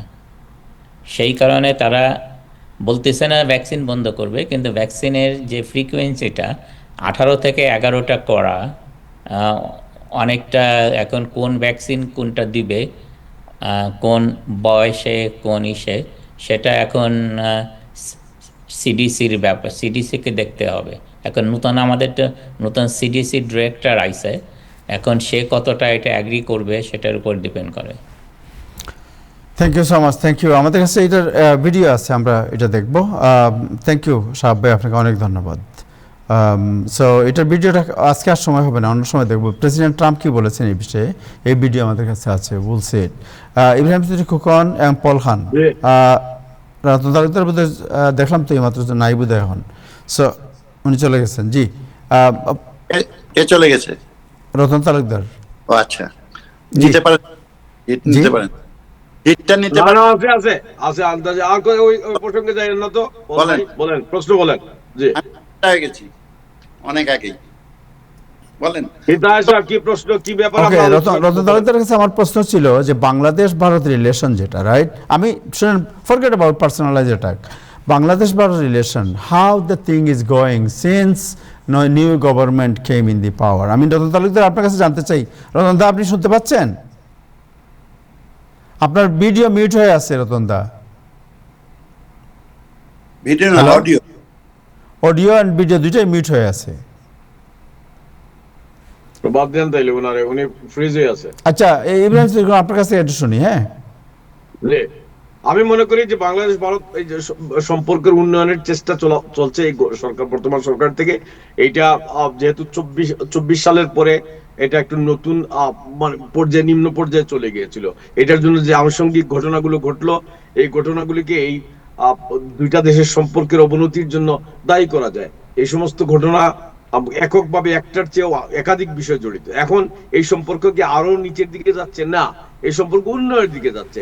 সেখানে ভারতের পক্ষ থেকেও এক ধরনের প্রতিক্রিয়া, এক ধরনের উদ্যোগ আমরা দেখতে পাচ্ছি, বাংলাদেশের পক্ষ থেকেও আছে। আমরা কিছুদিন দেখলাম, আগে দেখলাম গত সপ্তাহে শেখ হাসিনার বক্তব্যকে কেন্দ্র করে বাংলাদেশের একটা কড়া প্রতিক্রিয়া, যেটা একটু একটু আমার কাছে একটু মনে হয়েছে যে একটু অতিরিক্ত কড়া। তারপরেও আমরা এর এর এর এর পাল্টা হিসেবে ভারতের পররাষ্ট্রমন্ত্রী ভারতের পক্ষ থেকে আবারও একটা পাল্টা প্রতিক্রিয়া না দেখিয়ে তারা আলোচনার প্রতি এগুচ্ছেন। এবং শুনেন, এই ধরনের প্রতি বাংলাদেশ ভারত সম্পর্ক একদিনে হঠাৎ করে দহরমহরম যেমন হবে না। যেহেতু আমরা কেউ কারোর প্রতিবেশী আমরা চুজ করি নাই, আমরা দুই প্রতিবেশী শান্তিতে বসবাস করতে চাই। সুতরাং এখনকার সময়ের প্রেক্ষাপটে এই যে ভারত, চীন, বার্মা এই সমস্ত ইকুয়েশন মিলিয়ে আমি মনে করি ভারতের পক্ষ থেকেও একটা উদ্যোগ আছে যে বাংলাদেশের সাথে সম্পর্ক উন্নয়ন করবে। বাংলাদেশের তার অভ্যন্তরীণ রাজনৈতিক দ্বন্দ্ব বা যে ভুল বুঝাবুঝি এটা নিজেরাই সামাল দিবে। ভারত এখান থেকে সরে সরকার টু সরকার একটা স্বাভাবিক পরিস্থিতিতে ভারত নিয়ে আসতে চায়, এটার অন্তত আমি মনে করি। Thank you so much, thank you. আমরা তিনজনের কাছে রতন তালুকদার, আপনি কি মনে করেন, how is the relation is going since Tarique Rahman came in the power? তবে জেম চৌধুরী খোকন যে এখন যেটা বলছে লাস্টের কথাগুলি ঠিক আছে, যে মানে ভারতের সঙ্গে সম্পর্ক উন্নয়ন আমাদের একান্ত প্রয়োজন। আমাদের যতটুক না প্রয়োজন তার চেয়ে আমি মনে করি ভারতের আরো বেশি প্রয়োজন। বাংলাদেশের আমরা ছোট দেশ, তারা বড় দেশ, তাদের দায়িত্বটা বরং বেশি এবং তাদের এর সঙ্গে তাদের ব্যবসা বাণিজ্য সবকিছুই জড়িত। আমি সংক্ষেপে বলছি যে তারেক রহমানের সেই সদিচ্ছা রয়েছে, বোঝা যাচ্ছে। এবং আজকে তারেক রহমান এবং দীনেশ ত্রিবেদীর যে বৈঠক এবং সালাউদ্দিন সাহেবের সঙ্গে বৈঠক হয়েছে, দুটো বৈঠকের যদি বডি ল্যাঙ্গুয়েজ আপনি লক্ষ্য করেন, আপনি দেখবেন যে একটা আন্তরিকতার পরিবেশ যেন তৈরি হচ্ছে। এবং আমি এটা শিওর, এবং আমার কাছে এটা মনে হচ্ছে, বা আপনারাও নিশ্চয়ই টের পেয়েছেন, ইউনূস এরা বিদায় নেওয়ার পর থেকে বিএনপির সঙ্গে ভারতের একটি সম্পর্ক চলছে। মাঝপথে চীন আমেরিকার তো একটি সমস্যা রয়েই গেছে, চীন বা আমেরিকার সমস্যাটা রয়ে গেছে। তারপরেও আমি মনে করি ভারতের সঙ্গে বিএনপি বা বিএনপি সরকারের বা ইন্ডিভিজুয়াল তারেক রহমানের একটা ডেভেলপমেন্ট সম্পর্ক হবে, এবং এটা অন দা ওয়ে আমার কাছে মনে হচ্ছে। আপনি চীনের সাথে বাংলাদেশ সম্পর্ক কিভাবে দেখেন? চীনের সঙ্গে বাংলাদেশের সম্পর্কটা হলো, চীন আমাদেরকে অনেক ইনফ্রাস্ট্রাকচারে অনেক কাজ করতেছে, যেমন পদ্মা সেতু থেকে শুরু করে। What do you think priority? চীনের সাথে আমাদের ইনফ্রাস্ট্রাকচার, আপনার বাইলেটারাল ডেভেলপমেন্ট চুক্তি যেগুলো, এগুলো চীনের সাথে কি বেশি দরকার না ইন্ডিয়ার সাথে বেশি দরকার? আমি যেটা মনে করি, দেখুন, চীন কিন্তু সবসময় পলিটিক্যাল ইন্টারেস্টটা চীনের কমেই থাকে। ইদানিং চীনকে এই পলিটিক্যাল ইন্টারেস্টটার দিকে লক্ষ্য করা যাচ্ছে, কিন্তু চীন কিন্তু আদৌ কখনো তাদের পলিটিক্যাল ইন্টারেস্টটা তারা দেখাতো না, তারা বিশেষ করে বিজনেসের ব্যাপারে। তবে স্বাভাবিকভাবেই আপনি যদি বলেন, আমাকে যে কেউ প্রশ্ন করুক, আমি যদি মনে করি যে একটি বৃহৎ দেশ আমাদের তিন দিকে ঘেরা, একদিকে অল্প বিস্তর মিয়ানমার, আরেকদিকে সমুদ্র, তা আমাদের স্বার্থে আপনি আমাদের গ্রামের একটা ফ্যামিলি দিয়েও যদি চিন্তা করেন, একটা গ্রামের যদি একটা ধনী পরিবার হয়, তার পাশে যদি একটি ছোট্ট গরিব পরিবার থাকে, তাদের অনেক কম্প্রোমাইজ করেই চলতে হয়। যদিও তারা অনেক কিছুতেই তাদের দায়িত্ব, আমি মনে করি বড়র দায়িত্বটা সবসময় বেশি। তো সেই হিসাবে আমি মনে করি চীন তো বেশ অনেক দূরে। চীন আমাদেরকে যত সাহায্য করুক, চীন কিন্তু পাই হিসাব বুঝে নিবে। চীন কতটুকু প্রেম করবে, কতটুকু বন্ধুত্ব করবে, আমার ডাউট হয়। চীন বিজনেস করবে, মানি ইনভেস্ট করবে, কিন্তু পলিটিক্যালি আমরা চীনের দিকে যত বেশি ঝুঁকবো, তত বেশি ভারত বাংলাদেশ সম্পর্কের একটি অবনতি হইতেই পারে, যদি এটা হওয়া উচিত না। আমি আমি আবার বলছি, ভারতের সঙ্গে বাংলাদেশের সম্পর্ক বন্ধুত্বপূর্ণ, সমতার ভিত্তিতে থাকা উচিত। Okay, so last question Nasir Ali Khan Paul, আপনাকে করবো। আপনারা শুনেন দুজন, আজকে বাংলাদেশের বিশিষ্ট প্রাবন্ধিক, গবেষক এবং বুদ্ধিজীবী ফরহাদ মজহার, উনি এক সাক্ষাৎকারে বলেছেন যে বাংলা বিহার উড়িষ্যার যে পতন হয়েছিল নবাব সিরাজউদ্দৌলা খানের সময়, সেই পতনের পরে ভারত কোনো সময় চাইবে না তার পার্শ্ববর্তী বাংলাদেশ কোনো সময় ইকোনমিক্যালি আপরাইজ করুক, কারণ আপরাইজ করলেই তাদের যে এই যে আগের যে ছিল বিহার উড়িষ্যা সহ এই বেল্টকে ভারত হয়তো কন্ট্রোল রাখতে পারবে না, যার কারণে ভারত কোনো সময় চাইবে না যে বাংলাদেশ ইকোনমিক্যালি বাংলাদেশ স্বনির্ভর হোক এবং বাংলাদেশ বিশ্বের দৃষ্টান্ত স্থাপন করুক, যার কারণে বাংলাদেশকে সবসময় ভারত চাপিয়ে রাখতে চাইবে। নাসির আলী খান পল, হোয়াট ইজ ইয়ার কমেন্ট? ধন্যবাদ। প্রথমে বলে নিই, ফরহাদ মজহার ভাই আমার সিনিয়র বড় ভাই, উনিও ফার্মাসিস্ট, আমিও ফার্মাসিস্ট। ওনার সঙ্গে নিউ ইয়র্কে বহু পথ আমি চলেছি। ওনার স্টেটমেন্টটা যেটা দিয়েছে আমি এটাকে সমর্থন করি, আমি ব্যক্তিগতভাবে এটা সমর্থন করি। কেননা একটা জিনিস সবসময় আপনাকে বুঝতে হবে, সবসময় একটা জিনিস বুঝতে হবে যে ভারত কিন্তু বারবার এই 5ই আগস্টের পর যখন এই ইউনূস সরকার ছিল, ইউনূস সরকারকে কোনো পাত্তাই দেয়নি প্র্যাকটিক্যালি, আমরা লক্ষ্য করেছি এই 17 মার্চ। এবং তারা বলেছে যতদিন আপনার একটা মানে গণতান্ত্রিক প্রক্রিয়া একটা গভর্নমেন্ট না আসবে তারা কথা বলবে না। Bharat was right in that term, কেন ওরা একটা বড় রাষ্ট্র, গণতান্ত্রিক রাষ্ট্র, তারা গণতন্ত্রকে মর্যাদা দিয়েছে। এবং তারেক রহমান আসার পর আমি আজকে সবচেয়ে যে জিনিসটা আপনারা কেউই মেনশন করেননি, আমি যেটা অবজার্ভ করছি, আমার কাছে এটা একটা যুগান্তকারী জিনিস মনে হচ্ছে যে ভারত আর বাংলাদেশের সম্পর্কটা উন্নতির দিকে যাচ্ছে। তার কারণ আজকে রয়ের যে হেড উনি বাংলাদেশে এসেছেন, এই ব্যাপারে আপনারা কেউ আলাপ করেননি। রয়ের একজন হেড এই প্রথম বাংলাদেশে আসলো। আর আমাদের যে কনসুলেট, ভারতের কনসুলেট ত্রিবেদী সাহেব, উনার যে বডি ল্যাঙ্গুয়েজ এবং কথা ইন্টারভিউগুলো দেখলাম, তাতে মনে হলো যে Bharat government is willing to negotiate with the Tarique government. Tarique গভর্নমেন্টের সঙ্গে তারা একটা ডিপ্লোম্যাটিক সমঝোতা যেটাকে বলে, যেটা অনেক তিতা হয়ে গেছে, যেটা অনেক ফাটল ধরেছে, সেটাকে রিপেয়ার করার জন্য ভারত অনেক আগ্রহী। জি, এবং আমার মনে হয় এটা বাংলাদেশের জন্য অনেক ভালো হবে। আর আমার বিশ্বাস তারেক রহমান সাহেবের সরকার they will handle it very good, because ওখানে সালাউদ্দিন সাহেব যে আছে, উনাকে আমার খুব শিক্ষিত লোক মনে হয়, লার্নেড লোক, এডুকেটেড লোক, উনি সব কিছু বুঝে, সংবিধান বুঝে, আইন বুঝে। এবং এই ধরনের টিম থাকলে হয়তো একটা সুফল আসতেই পারে আমাদের সম্পর্কের মধ্যে। Thank you so much, thank you, thank you. Ratan Talukdar, আপনাকে জানতে চাই যে এক মিনিটে বলবেন যে শেখ এই যে আপনার বিএনপির সাথে যে সম্পর্কের যে উষ্ণতা হচ্ছে, এতে শেখ হাসিনা বা আওয়ামী লীগের উপর তার প্রতিক্রিয়া কি পড়বে? আচ্ছা, শেখ হাসিনার প্রতিক্রিয়ার চেয়ে বরং বিএনপির প্রতিক্রিয়া। শেখ হাসিনার প্রতিক্রিয়া, আমি যার প্রশ্ন এটা উত্তর দিবেন আপনি। শেখ হাসিনার, আপনি জানেন যে উনি কনভিক্টেড বাংলাদেশে, এবং গভর্নমেন্ট কয়েকদিন আগে শেখ হাসিনা যে সাংবাদিক সম্মেলন করেছেন এটার তীব্র প্রতিবাদ করেছে, অত্যন্ত কড়া ভাষায় বাংলাদেশ প্রতিবাদ করেছে, রাইট? সো এই যে আজকে যে সম্পর্ক দুই দেশের পাশে, আপনি বলা যায় যে সুন্দর সুরে কথা বলেছে, কেউ কেউ বলছে পিঠ চুলকাচ্ছে এক দেশ আরেক দেশের, রাইট? এই অবস্থায় যদি শেখ হাসিনার যে আগের যে অবস্থান, এই অবস্থানের ব্যাপারে ভারত সরকারের দৃষ্টিভঙ্গির পরিবর্তন হবে? দেখুন, আমি নিশ্চিত, আমরা তো সবসময় মানুষ একটু মানে নিজের সুবিধাটা বেশি দেখে আমরা একটু স্বার্থপর। অ্যাবসলিউটলি শেখ হাসিনার এই দৃশ্যগুলি ভালো লাগবে না, একেবারেই ভালো লাগার কথা না, ভালো লাগবেও না। কিন্তু এখানে আরেকটি প্রশ্ন আছে, শেখ হাসিনাকে নিয়ে ভারতকে জড়িয়ে যে সমস্ত কথাবার্তা বাংলাদেশে বলা হয় তাও কিন্তু অনেকটাই অতিরঞ্জিত। যতটুক শেখ হাসিনা সম্পর্কে, শেখ হাসিনা যে ভারতের গলার কাটা, এটা কিন্তু অনেকেই না বুঝলে আবার অনেকেই বুঝে। ভারতের শেখ হাসিনার ভারতে অবস্থানের কারণে বাংলাদেশের সম্পর্কের যে পরিমাণ অবনতি ঘটছে, এটাও কিন্তু একটা অন্যতম কারণ।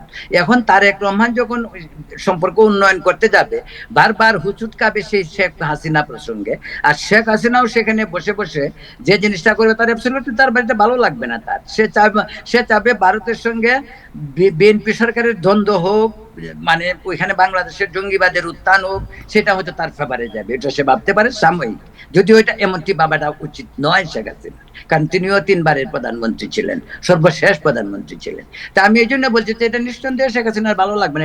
এটা আমি মনে করি এই প্রশ্নটা একেবারেই সুজা সাপটা উত্তর এইটাই, যে তার ভালো লাগবে না। Thank you. শেষ করি ইব্রাহিম চৌধুরী, 1 মিনিট, 30 সেকেন্ড বলে ফেলেন। আমাকে একটু দেন সময়, বলে ফেলেন আপনি, 30 সেকেন্ড।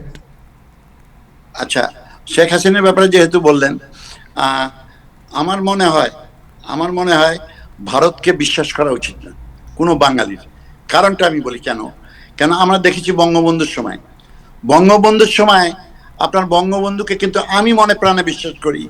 বঙ্গবন্ধু যখন রেড বোতাম চাপ দিছিল, বঙ্গবন্ধুর সঙ্গে যে সম্পর্ক ছিল ভারত কিন্তু বঙ্গবন্ধুকে বাঁচাতে পারত মৃত্যুর হাত থেকে।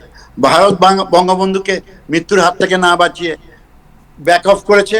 হাসিনার সময়ও ভারত বাঁচাতে পারতো, হাসিনাকে আনডাউটেডলি বাঁচাতে পারতো, সেও ব্যাক আপ করেছে।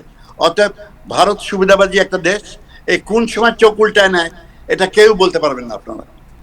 সো এই জন্য এই তাহের আমাকে 30 সেকেন্ড দিবে। আমার 30 সেকেন্ড, আমার 30 ওকে সেকেন্ড, ওকে রতন তালুকদারকে দিয়ে দেই, রতন তালুকদারকে দিয়ে দেই। জি আচ্ছা পল ভাই তো বললো যে না, আপনি পার্সোনাল কথা বলবেন না, পার্সোনাল কথা বলেন না, আপনি না না স্টেটমেন্ট। না আমি এটা বলছি, আওয়ামী লীগকে বঙ্গবন্ধুকে আওয়ামী লীগ কিভাবে বাঁচাইবো? বঙ্গবন্ধু হঠাৎ যেভাবে 15ই আগস্ট, না আপনি কথা কইেন না, আমারটা শুনেন, আপনারটা আমি শুনছি। এরপরে হলো এইবার তো সে বাঁচাইলই, তাকে তুলে নিয়ে তারে যে দিয়ে আসলো কে ভারতে, তাকে তো তারে বাঁচাইছে, তারই তো বাঁচাইলো। তাহলে আপনি তাকে বিশ্বাস করতে পারেন না, সে তো আপনি হারামিয়া নাম করবেন, এরপরেও আপনাকে বাঁচাবে, তো বাঁচাইলো না কোত্থেকে? এত ভারত তো বাঁচাইছে তাকে। আর বঙ্গবন্ধু হত্যাটা অতর্কিত, একেবারে কেউ চিন্তাও করেনি বঙ্গবন্ধুকে হত্যা। তখন তাকে ইনফর্ম করা হয়েছে, বঙ্গবন্ধু কথা শুনেন নাই আপনার মতো হয়তো, মানে আপনাকে বলা হয়েছে, আপনি শুনেন নাই। সেটা এই জন্য দোষটা তো ভারত নয়, দোষটা হলো আমাদের সমস্যা, আমাদের দুই জাতির সমস্যা।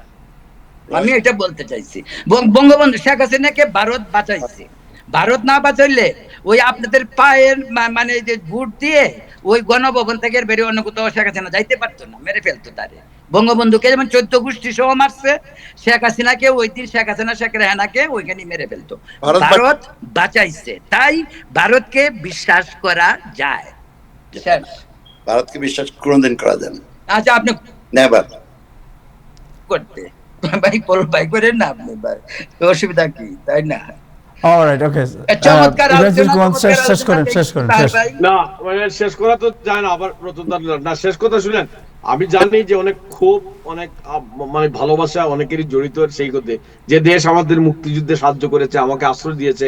আমরা সেই মুক্তিযুদ্ধের সময় আমার বাড়ির পাশেই ভারত, আমি বিয়ে করেছি ভারত, আমাদের সাথে সামাজিক সাংস্কৃতিক সম্পর্ক আছে। আমি রাষ্ট্র হিসাবে ভারতকে প্রতারক রাষ্ট্র বিশ্বাস করা যায় না, এভাবে ঢালা বলতে চাই না। তবে অনেক নীতি আমাদেরকে ক্ষুব্ধ করেছে, আমাদের অনেক নীতিও তাদের ক্ষুব্ধ করতে পারে। এটা একটা চলমান প্রক্রিয়া, আমাদের এটা থেকে নিস্তার নাই।